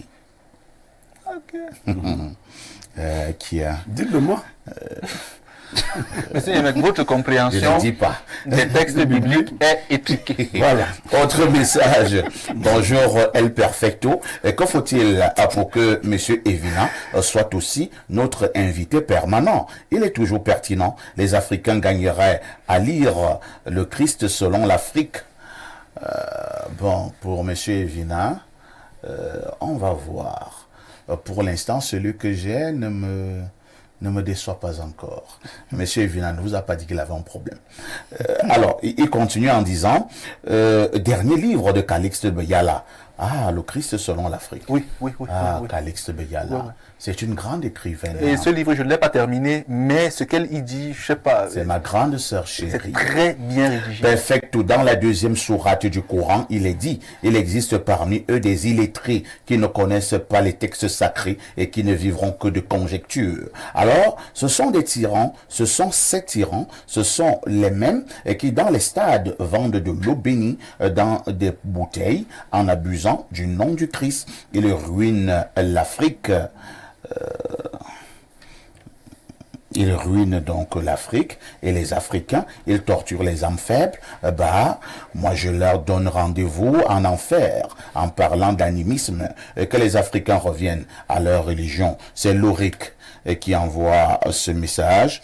Bonjour Perfecto. J'ai toujours dit que l'histoire de Dieu est une arnaque. La Bible, un simple livre bien écrit. Regardez comment les gens se tiraillent sur un plateau sur une histoire de Dieu qui devrait être facile à interpréter. Parce que vrai, comme 1 + 1 = 2, c'est Landry et Chemot. Mais dites à Landry et Chemot, 1 + 1 = 2 qu'en base 10. Voilà, malheureusement. Il devrait le savoir. Je vous amène au 243. C'est le Congo. Bonjour à vous. Si ces pasteurs sont si forts, on doit les envoyer au front pour faire tomber nos ennemis. Autre message ce jour. À force d'être privé du pain quotidien, arrosé du vin frélaté, distrait par la libido dévergondée et dérouté par des hommes odieux, la femme de ce pays est restée figée sous l'arbre du fruit défendu. Autre message ce jour.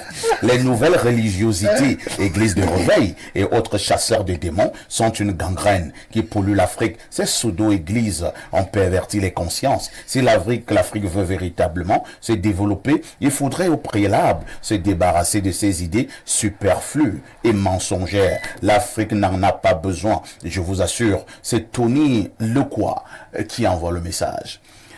Je vous assure, chers téléspectateurs, si je continue à lire les messages, vous êtes d'accord avec moi qu'on fera 2 jours. Et on n'aura donc pas à prendre ce sujet aussi brûlant que captivant, aussi intéressant que profond. Je voudrais vous amener à parler maintenant de cette actualité majeure au Cameroun concernant justement le sport, le football, dans sa version Lions Indomptables Seniors. Oui, ça y est, le contrat de Rigobert Song n'a pas été reconduit hier du côté du Premier ministère. Donc Rigo n'est donc plus le coach des Lions Indomptables. Il a été remercié. D'autres pensent qu'il a été tout simplement limogé. Je commence par Rodrigue Adalbert Eviga. Rodrigue, quel commentaire faites-vous du limogeage de Rigo? Parfait, ici, je suis profondément déçu et triste pour Rigo. Mais le problème n'est pas uniquement celui de Rigo. Le problème que je pose concerne de manière globale notre société. La gestion que nous faisons de notre pays et maintenant l'honnêteté morale et intellectuelle qui devrait nous guider dans notre gestion, la capacité de pouvoir se sanctionner soi-même. C'est quand même, on parle de Rigobert Song. J'aurais bien voulu que Rigobert Song lui-même après, peut-être au lendemain de la CAN, rendre son tablier. Tout à fait. Mais maintenant, le fait que cette lettre apparaisse ainsi s'adressant à lui me dérange parce qu'il s'agit quand même de Rigobert Song, qui aura été pour la nation camerounaise un véritable guerrier pour l'honneur de notre nation, le drapeau national. On sait qui a été Rigobert Song.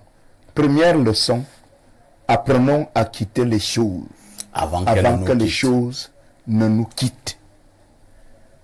Les statistiques sont assez claires concernant son passage à la tête de l'équipe nationale. Parlant des statistiques, pour ce qui concerne simplement les matchs joués, on dira que 23 matchs disputés, 6 victoires, 8 matchs nuls et 9 défaites. Bien entendu, si on rentre donc dans le cadre de notre métier, aller faire le sondage au sein de l'opinion, on va forcément trouver que 7 à 8 Camerounais sur 10 étaient pour son départ. Beaucoup d'entraîneurs, avant même la fin de la CAN, avaient démissionné. Je pense que au Cameroun, on fait nos confusions insoutenables entre ce que quelqu'un a été à une certaine époque, un peu comme on parle d'Eto'o, comme on parle de Rigobert Song, le joueur. Et maintenant, vous vous occupez d'un autre pan de responsabilité qui intéresse la nation dans un domaine bien précis. Ça veut dire la gestion des hommes, le management et autres. Aujourd'hui, tout cela se confond et se mélange. Il ne faut pas condamner les Camerounais qui pensent qu'il doit partir parce qu'il ne produit pas de résultats. On n'est plus en train de parler d'un joueur de champ, d'un joueur qui est là où ça, on parle de quelqu'un qui doit pouvoir amener l'équipe nationale, n'est-ce pas, vers des victoires. Le Cameroun se sera aussi fait remarquer de façon positive à travers le ballon rond. Et au-delà de ça, lorsque vous êtes soit président de la FECAFOOT ou entraîneur de l'équipe nationale, il faut très bien savoir que le pouvoir de Yaoundé, n'est-ce pas, a des yeux tournés vers ces deux instruments qui, dans certaines circonstances, servent de propagande politique. Il faut donc comprendre qu'en ce moment-là, vous tenez une patate qui peut être chaude. Et il faut agir avec un maximum de sérieux. Donc, le limogeage de Rigobert-Song, moi je vais le dire en toute honnêteté parce qu'il faut assumer ses positions. J'étais pour son départ. Mais dans la dignité. Parce que pour moi, ceci est une humiliation à mes yeux. Merci Rodrigue Adalbert Evina. Pour vous, ceci est une humiliation. À vos yeux, Patrice Sémion Nvoman, selon vous, peut-on avoir les causes de l'échec du staff technique, le dernier staff technique des Lions Indomptables, qui était justement dirigé par Rigaud? Le staff technique était un choix de celui qui est manager à la FECAFOOT, essentiellement pour ses intérêts et pour la lecture qu'il avait du jeu et de ce qu'il voulait faire. En réalité, il s'est arrangé à avoir des personnes qui ne pouvaient pas dire non à ce qu'il voulait. Vous savez, le dernier empereur du football camerounais avait une idée bien claire de ce qu'il voulait faire. Il voulait être à la fois président de la FECAFOOT, coach, être agent de joueur, être celui en fait qui pense tout. Et vous savez, quand vous décidez de tout faire, à la fin, vous perdez le contrôle de tout. Parce que vous devenez un peu étranger partout. Le dernier empereur du football a fait un choix. C'était Rigobert-Song. Et nous savons que Rigobert-Song était un joueur très courageux, avec ce qu'il appelle le Hemley. Tout à fait. Le Hemley, le courage. Hein, cet esprit qui amène toujours cet esprit conquérant. Oui, aller toujours conquérir, à donner jusqu'à la dernière goutte de sang. Ça, c'était le footballeur. Maintenant, vous savez que le football a plusieurs métiers, les métiers du football. Et être entraîneur est un autre métier du football qui n'a rien à voir avec le fait d'être footballeur. On peut être un bon footballeur et ne pas être un bon entraîneur. Les exemples sont les On peut être un footballeur moyen et être un excellent entraîneur. On peut mettre quelqu'un qui n'avait jamais joué au football et être un excellent entraîneur. Tout à fait. Donc, il y a des exemples, hein, de très grands coachs reconnus mondialement. Nous voyons Mourinho, c'est pas là il a joué. Oui, quand on voit Guardiola, c'était pas un joueur Ferguson, c'est pas combien de coupes il en a gagné. Un niveau excellent, comme les Samuel Eto'o et tout le reste, mais ce sont des entraîneurs qui font montre d'un talent tactique et organisationnel particulier. Il faut savoir ici également que pour être entraîneur, il faut avoir une intelligence assez particulière. Et quand vous regardez Rigobert-Song, vous savez, quand vous avez été victime d'un AVC, ça vous laisse des séquelles. Il faut que les gens se disent les vérités. Ça vous laisse des séquelles. Vous ne pouvez plus avoir les mêmes aptitudes qu'une personne qui n'a jamais été victime d'un accident cérébral. Donc ça veut dire qu'à la fin, il y a toujours quelque chose que ça nous laisse. Et Rigobert-Song était un choix beaucoup plus de l'émotion du footballeur talentueux d'hier et du capitaine courage que les gens ont vu en les Lions Indomptables. Mais quand vous allez regarder, depuis que Rigobert-Song est entraîneur, c'est un médiocre entraîneur. Il faut dire la vérité, pour ne pas simplement dire que c'est quelqu'un qui est nul en entraînement.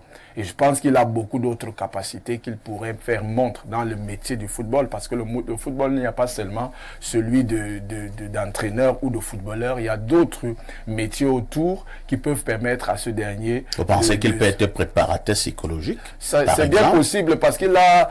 c'est bien possible dans le sens où conseiller. Il peut conseiller. Il peut être agent de joueur. C'est possible. Il peut être manager. Il peut être manager, oui, mais pour ce qui est des autres là entraînés, il faut qu'il oublie.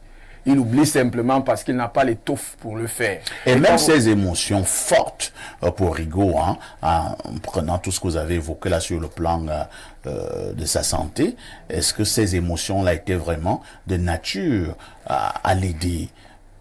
Il est arrivé là parce que l'empereur, le dernier empereur du football, c'était le choix, c'est le choix du dernier empereur du football. Qui est-ce que vous appelez dernier empereur du football?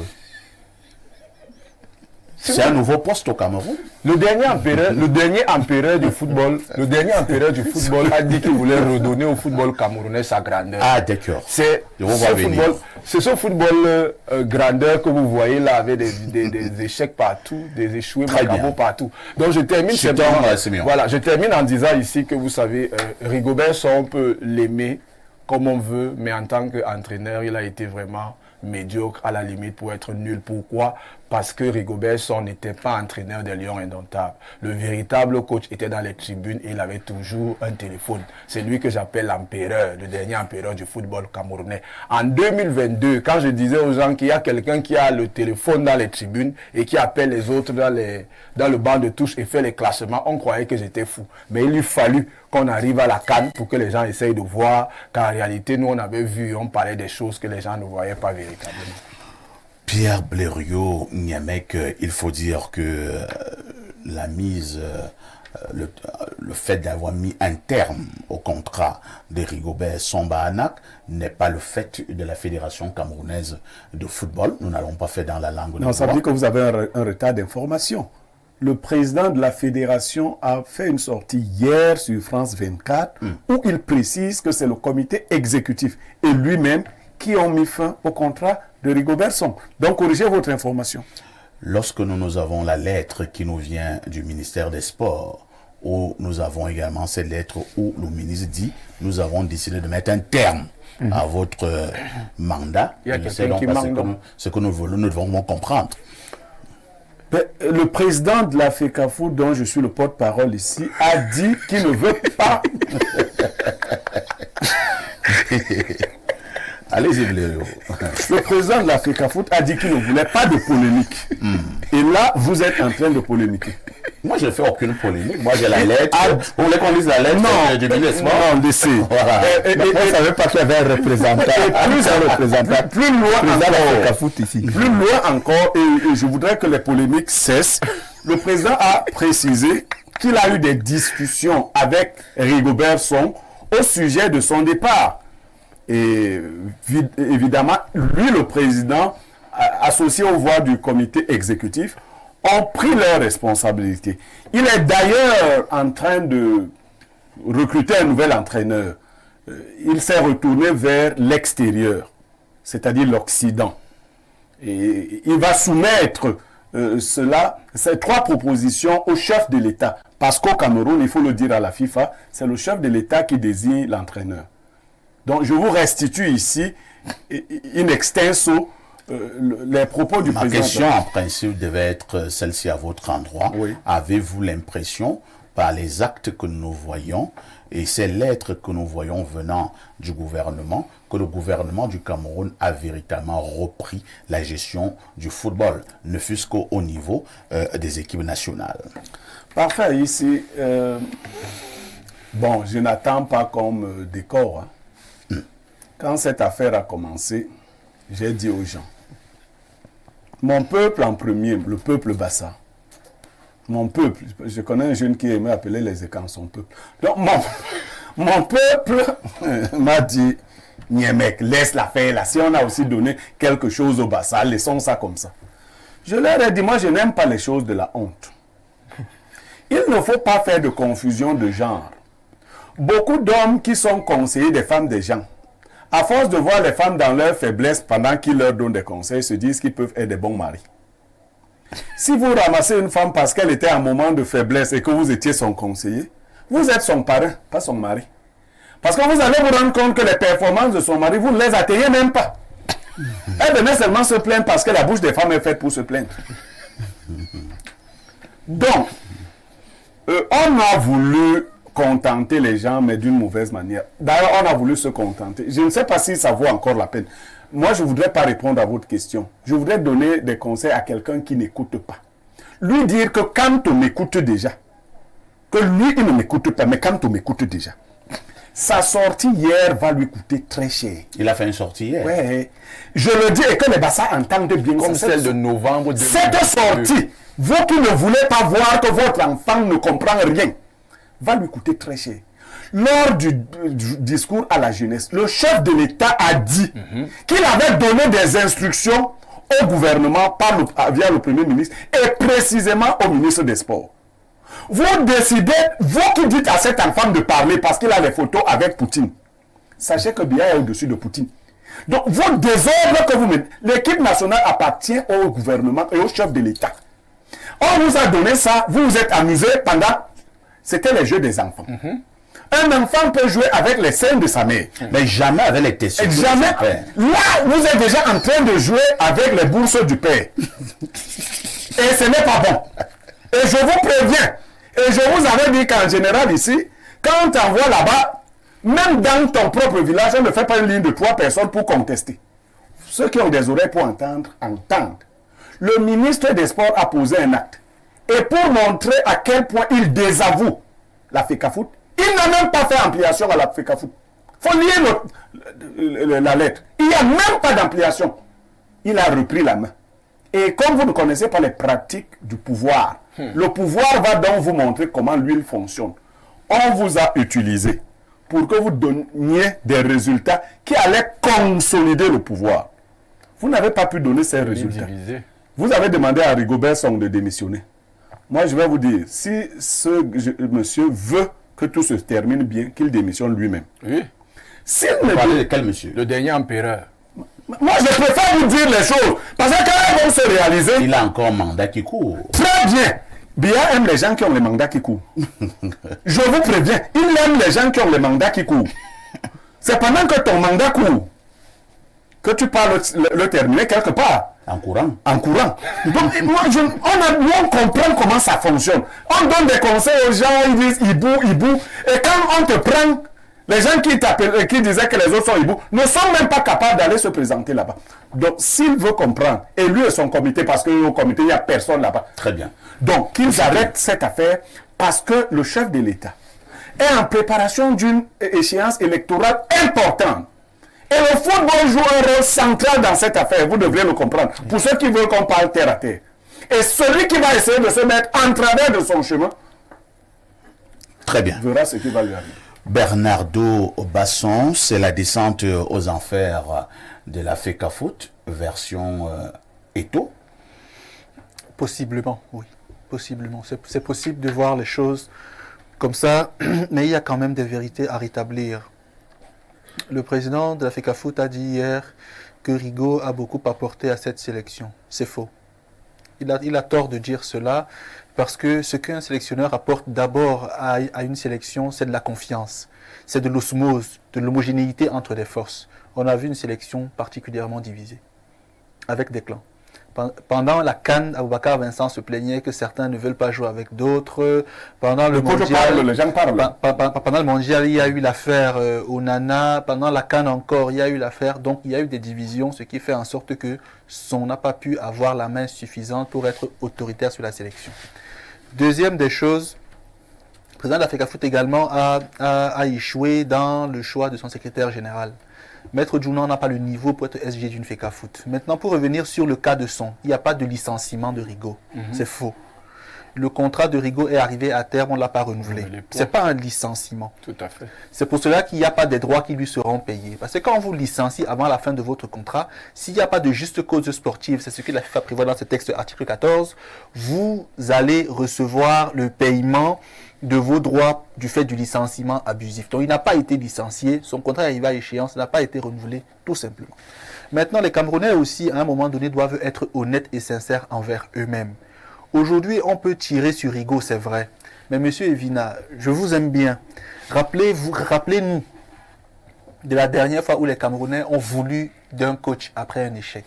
Les Camerounais, depuis au moins 20 ans, veulent que tout le monde parte. Oui, c'est vrai. Ils chassent tout le monde. Ça veut dire, pour moi, Rigaud n'avait pas de place. Je dis sur ce plateau que pour moi, il n'avait pas le niveau technique et tactique suffisant pour être une équipe comme les Lions. Vous voyez, sauf que les Camerounais, pour moi, c'est là, c'est fait, donc vous êtes d'accord avec Eto'o, puisqu'il a dit que au Cameroun, notre défaut est que nous avons 30 millions d'entraîneurs et qu'il attend voir le Christ qui viendra pour remplacer Rigaud. Un peu d'accord avec lui sur ce coup, parce que les Camerounais Ils sont trop exigeants. sont si émotifs en matière de sport qu'ils veulent que tout le monde parte. Personne ne doit rester, personne ne doit être là. Hugo Bross nous donne la CAN en 2017, mais on demande de le chasser. Quand c'est ça, on demande qu'on le chasse. Folker Fink. Non, il faut demander qui a demandé qu'on le chasse. Parce qu'il y a aussi, le président de la FECAFO a voulu qu'on écarte Conceição. Il a eu d'ailleurs cela, mais beaucoup de Camerounais aussi dans les médias commençaient à dire que non, on a un mauvais jeu, il faut qu'il parte. En 2008, parce qu'il faut sonder l'opinion du peuple. En 2008, on fait la finale de la CAN. On perd contre l'Égypte. C'est une erreur de son. Folker Fink est sélectionneur. Après cette finale, tous les Camerounais demandaient que Folker Fink parte. On était vice-champion d'Afrique. Vous voyez. Donc, avec cette canne, monsieur Basson, oui. Non, l'affaire de Rigol ici. Avec cette canne, oui. N'est-ce pas? Oui. Il y avait de façon flagrante, n'est-ce pas, une certaine animosité. Monsieur Evina. Écoutez, il y a la non-sélection de beaucoup de joueurs. C'est mon temps de parole. Est un problème. Je viens de dire ceci. Eto'o a pêché à deux niveaux. Je vais sortir par là. Et il faut qu'il le sache. Je l'aime bien, il le sait. Tu l'aimes comment? Il a aimé comment? Quand on dit aimer bien, ça a quand même un sens, non? Il a péché par une grosse négligence. Il a négligé les enjeux du football dans notre pays. Est-ce qu'il pouvait les comprendre? Deuxièmement, il a péché par un trop gros égocentrisme. Et tu crois un super présidentialisme. Voilà. Qui aujourd'hui tend à lui créer des problèmes. On lui rappelle en haut lieu que petit. On t'a laissé faire l'affaire là. Mais ici, le président Eto'o, dans sa sortie, a gaffé à plusieurs niveaux. Quand il parle du SGPR, on a de bons rapports. C'est osé.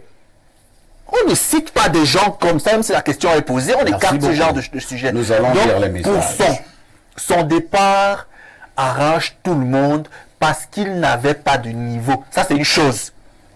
Pour Eto'o, il est allé de gaffe en gaffe et il gagnerait, je rejoins M. Niemek, pour se protéger à démissionner. Sinon, il va aller en prison. Ah bon? Oui, c'est le Cameroun parfait à ici. Il va en prison pourquoi? Qu'est-ce qu'il a volé? Parfait à ici, c'est le Cameroun et il le sait. Donc là, vraiment. Le fait d'être présent à FECAFO ne vous amène pour l'affection que j'ai eue pour lui à un moment donné, qu'ils comprennent que là, il est fait comme un rat. On l'a piégé, il est tombé. Qu'il lève les mains comme Ponce Pilate et qu'il quitte l'affaire là parce que ça l'a dépassé. Bonjour, ça nous a dépassé. Bonjour, parfait ici. On fait ça a cuit, qu'on laisse. Bonjour, parfait ici. L'Omia voilà ma part. De la modération. Je quoi? ne sais pas ce que ça veut dire. L'Omia Khalifa de la modération. Nous tous savons qu'il n'a jamais été le sélectionneur de l'équipe nationale du Cameroun. Il faut le dire, Samuel Eto'o manque cruellement de hauteur et devrait suivre son sélectionneur, le fan de PBN. Autre message rapidement, ce jour, nous prenons celui-ci. Bonjour, parfait ici. Nous sommes satisfaits du départ de Samba Anap de son poste de sélectionneur des Lions Indomptables et nous attendons impatiemment celui de son mentor Eto'o Samuel et l'arrivée d'un entraîneur compétent pour manager notre football. C'est Jean-Claude qui envoie le message. Bonjour, parfait ici. Je salue le merveilleux travail que tu abats avec tes confrères. Les meilleurs de l'heure, c'est vous. Le football a toujours été l'arbre qui cache la forêt. On sert pour soulager instinctivement notre souffrance. Non, le football ne nous permettra pas de décoller. Par contre, dites à Bruno Tagneux de revoir le titre de son dernier livre, Cameroun, programmé pour échouer. C'est Azombo de Douala qui envoie le message.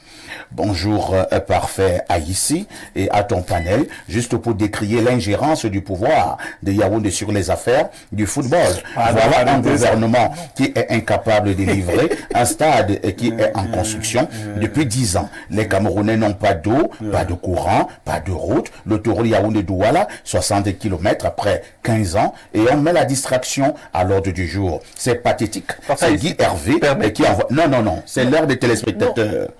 C'est ma formation et il dit un mensonge. Le mensonge, c'est lequel? C'est que une fédération sportive a deux tutelles. une administrative qui est le MINSEP dans le pouvoir et une technique qui est la Fédération internationale pour le football, la FIFA. Très bien. Les compétences sont bien déterminées. Et il y a un rapport de tutelle qui peut arriver à la substitution. On a compris. Donc, tu ne se trompes pas. Il y a le monsieur C'est ma qui formation m'explique ce académique. qu'on appelle par Mia Khalifa. Il dit que c'est une sommité du porno français. Moi aussi, un de mes frères, le flic, Et il pense, et il me met dans cette c'est une affaire. actrice porno. Vraiment. Les Camerounais ne sont pas sérieux. Pas du tout. Et avec ça, on voulait que Son gagne les matchs.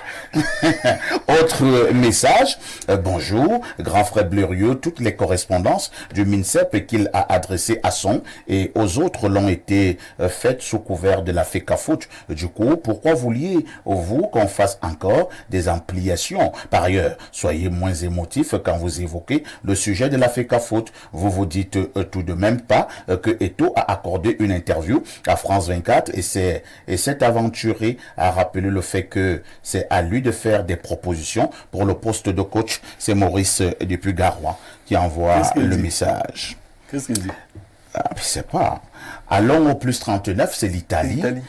Bonjour, perfecto. Dès la nomination de Rigo, au moins 85% de Camerounais savaient que c'était un mauvais choix. D'autant plus qu'avec les catégories inférieures, il n'avait rien fait de bon. Oui. On lui a donné le plus dur. Il se sait que ce choix était stratégique pour Eto'o, qui savait que ce son-ci était diminué et donc manipulable. Qu'est-ce qu'il explique que les Lions du mondial n'aient pas été reconduits pour la CAN? Il y a eu des exclusions sans explication. Maintenant, on veut se retourner vers le blanc. Autant confier aussi Eto'o et tous les ministères au blanc. Ainsi, on aura de meilleures routes, de l'eau, de l'électricité, des infrastructures. Fipagras, c'est un noble de Ferrara qui envoie le message. Ndobo est énervé. Hein? Alors, une fois de plus au 241, c'est le Gabon. Bonjour à vous. Il faut donner l'équipe nationale à Maurice Kamto. C'est Abdoulaye depuis Lutam. Moi, je suis d'accord. Bonjour au magistrat du micro et à ton riche panel. Trop de sagesse dans Espace Miné. Et concernant la thématique, parfait ici, Rigo lui-même l'a dit. Il n'a jamais été entraîneur de football, mais sélectionneur-manager. Parfait ici, le Cameroun a besoin d'un entraîneur pour le moment. Qu'il laisse l'affaire là. Il a montré ses limites à tous les niveaux. Que Eto'o laisse aussi l'affaire là. Bonne journée à vous. Rodrigue Adalbert Evina. Permettez aussi qu'on ferme un débat. Sont les diplômes. Son niveau, c'est une chose. Il n'a pas de niveau pour les Lions A. Mais les diplômes, il les a pour entraîner. Vraiment, le débat est grave. Parce que beaucoup l'ont dit sur la toile, c'était assez malsain. Sont diplômés. Rodrigue Adalbert Evina, nous avons un autre débat. Apparemment, l'ordre gouvernant est en train de confier le banc des touches des Lions indomptables à un sorcier blanc. Vous pensez que vraiment que le Cameroun est encore à ce niveau à aller chercher des blancs pour venir entraîner alors que nous avons des expertises ou alors nous n'en avons pas? Des expertises, nous en avons. C'est une floraison en termes de techniciens du football en qualité d'entraîneur de football. Je crois que... vous aurez exactement 1 minute et demie. Oui, le problème que chacun devra encore voir quelques secondes de parole. Le problème que vous posez rejoint ma première préoccupation. Il faut que l'Afrique se prenne en main. Il y a bien des côtes ici. Mais seulement, il faut qu'on s'éloigne du complexe des colonisés. Prenons en compte un Camerounais avec une expertise reconnue. Donnons-lui les mêmes moyens que l'on met à la disposition du blanc. Et permettons-lui de faire son travail et uniquement son travail. Parce que vous allez prendre un coach à qui vous allez donner 5 millions et puis vous n'allez jamais accepter qu'il fasse débat comme Jean-Paul Acco. Non, ça va devenir une affaire de coups de poing, de sorties médiatiques brutales par médias interposés que non. Un monsieur qui touche, je ne sais pas, 10 millions le mois. Et puis il a face à lui un joueur qui est multimilliardaire. Entre-temps, il a des problèmes de loyer et tout. Vous voyez un tout petit peu. Il tire tous 10 millions et il a des problèmes de loyer. Tout cela est très embarrassant, tout cela est très compliqué. Je crois que Paul-Marie Le Guen aura été, à mes yeux, et je l'assume, la plus retentissante escroquerie, voyez-vous. 70 millions de francs, Voilà, en termes de par coaching, mois. parce que on l'a certainement vu à Canal Plus quelques rares Il ne les fois. percevait pas entièrement. Hein. Il y avait des personnes à côté qui cisaillaient son argent, M. Evina. Je vous promets. C'est total. Non, je comprends l'intérêt pour Il y en lequel a qui on cisaillaient s'en va chercher le blanc. parce qu'on va Parce que gonfler c'est les difficile de chiffres. le faire avec Et un les gens mois. vont cisailler Voilà. à pour faire leur prochain. Sur place au Cameroun. Donc moi j'ai une position claire.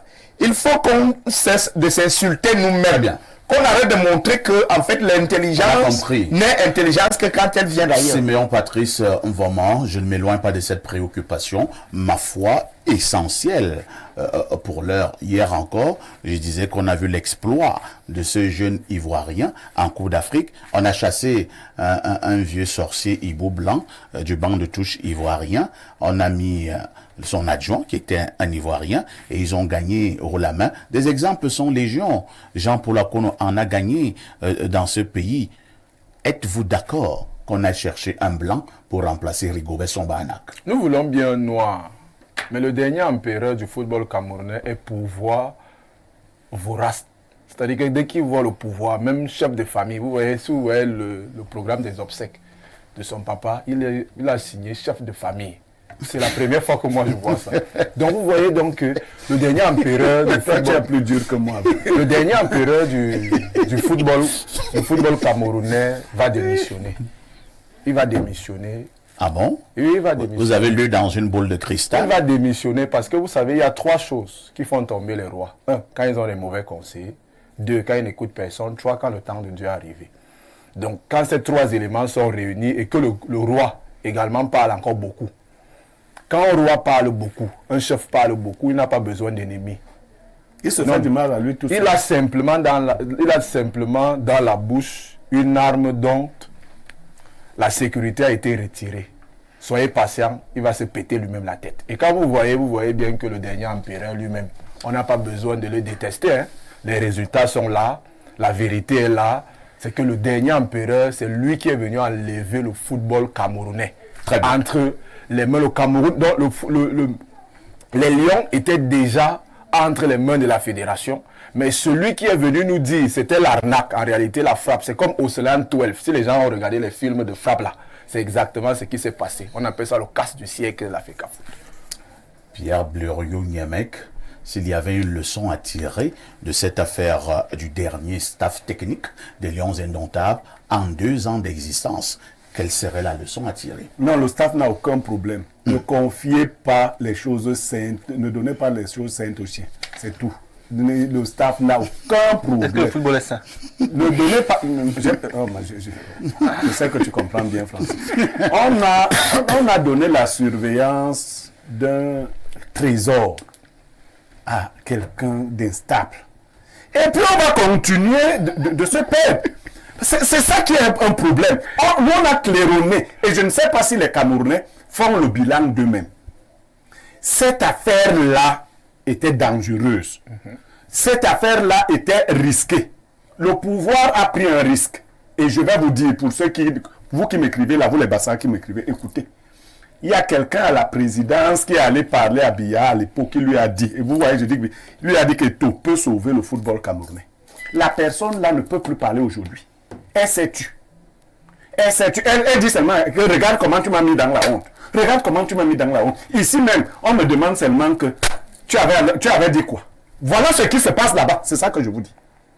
Merci bien, c'est ce qu'il fallait dire globalement ce matin concernant donc justement le changement de staff technique du côté des Lions Indomptables. On continuera à suivre cette actualité avec grande attention et naturellement vous serez les premiers à être informés. Merci à Rodrigue Adalbert Evina, merci à Patrice Siméon Mvoma, merci à Pierre Bluriot, merci à Bernardo. Ne ratez surtout pas le journal de la mi-journée dans exactement 7 minutes. La rediffusion de ce programme, c'est tous les soirs à partir de 22h30. Avec tout ceci, que faites-vous encore ailleurs?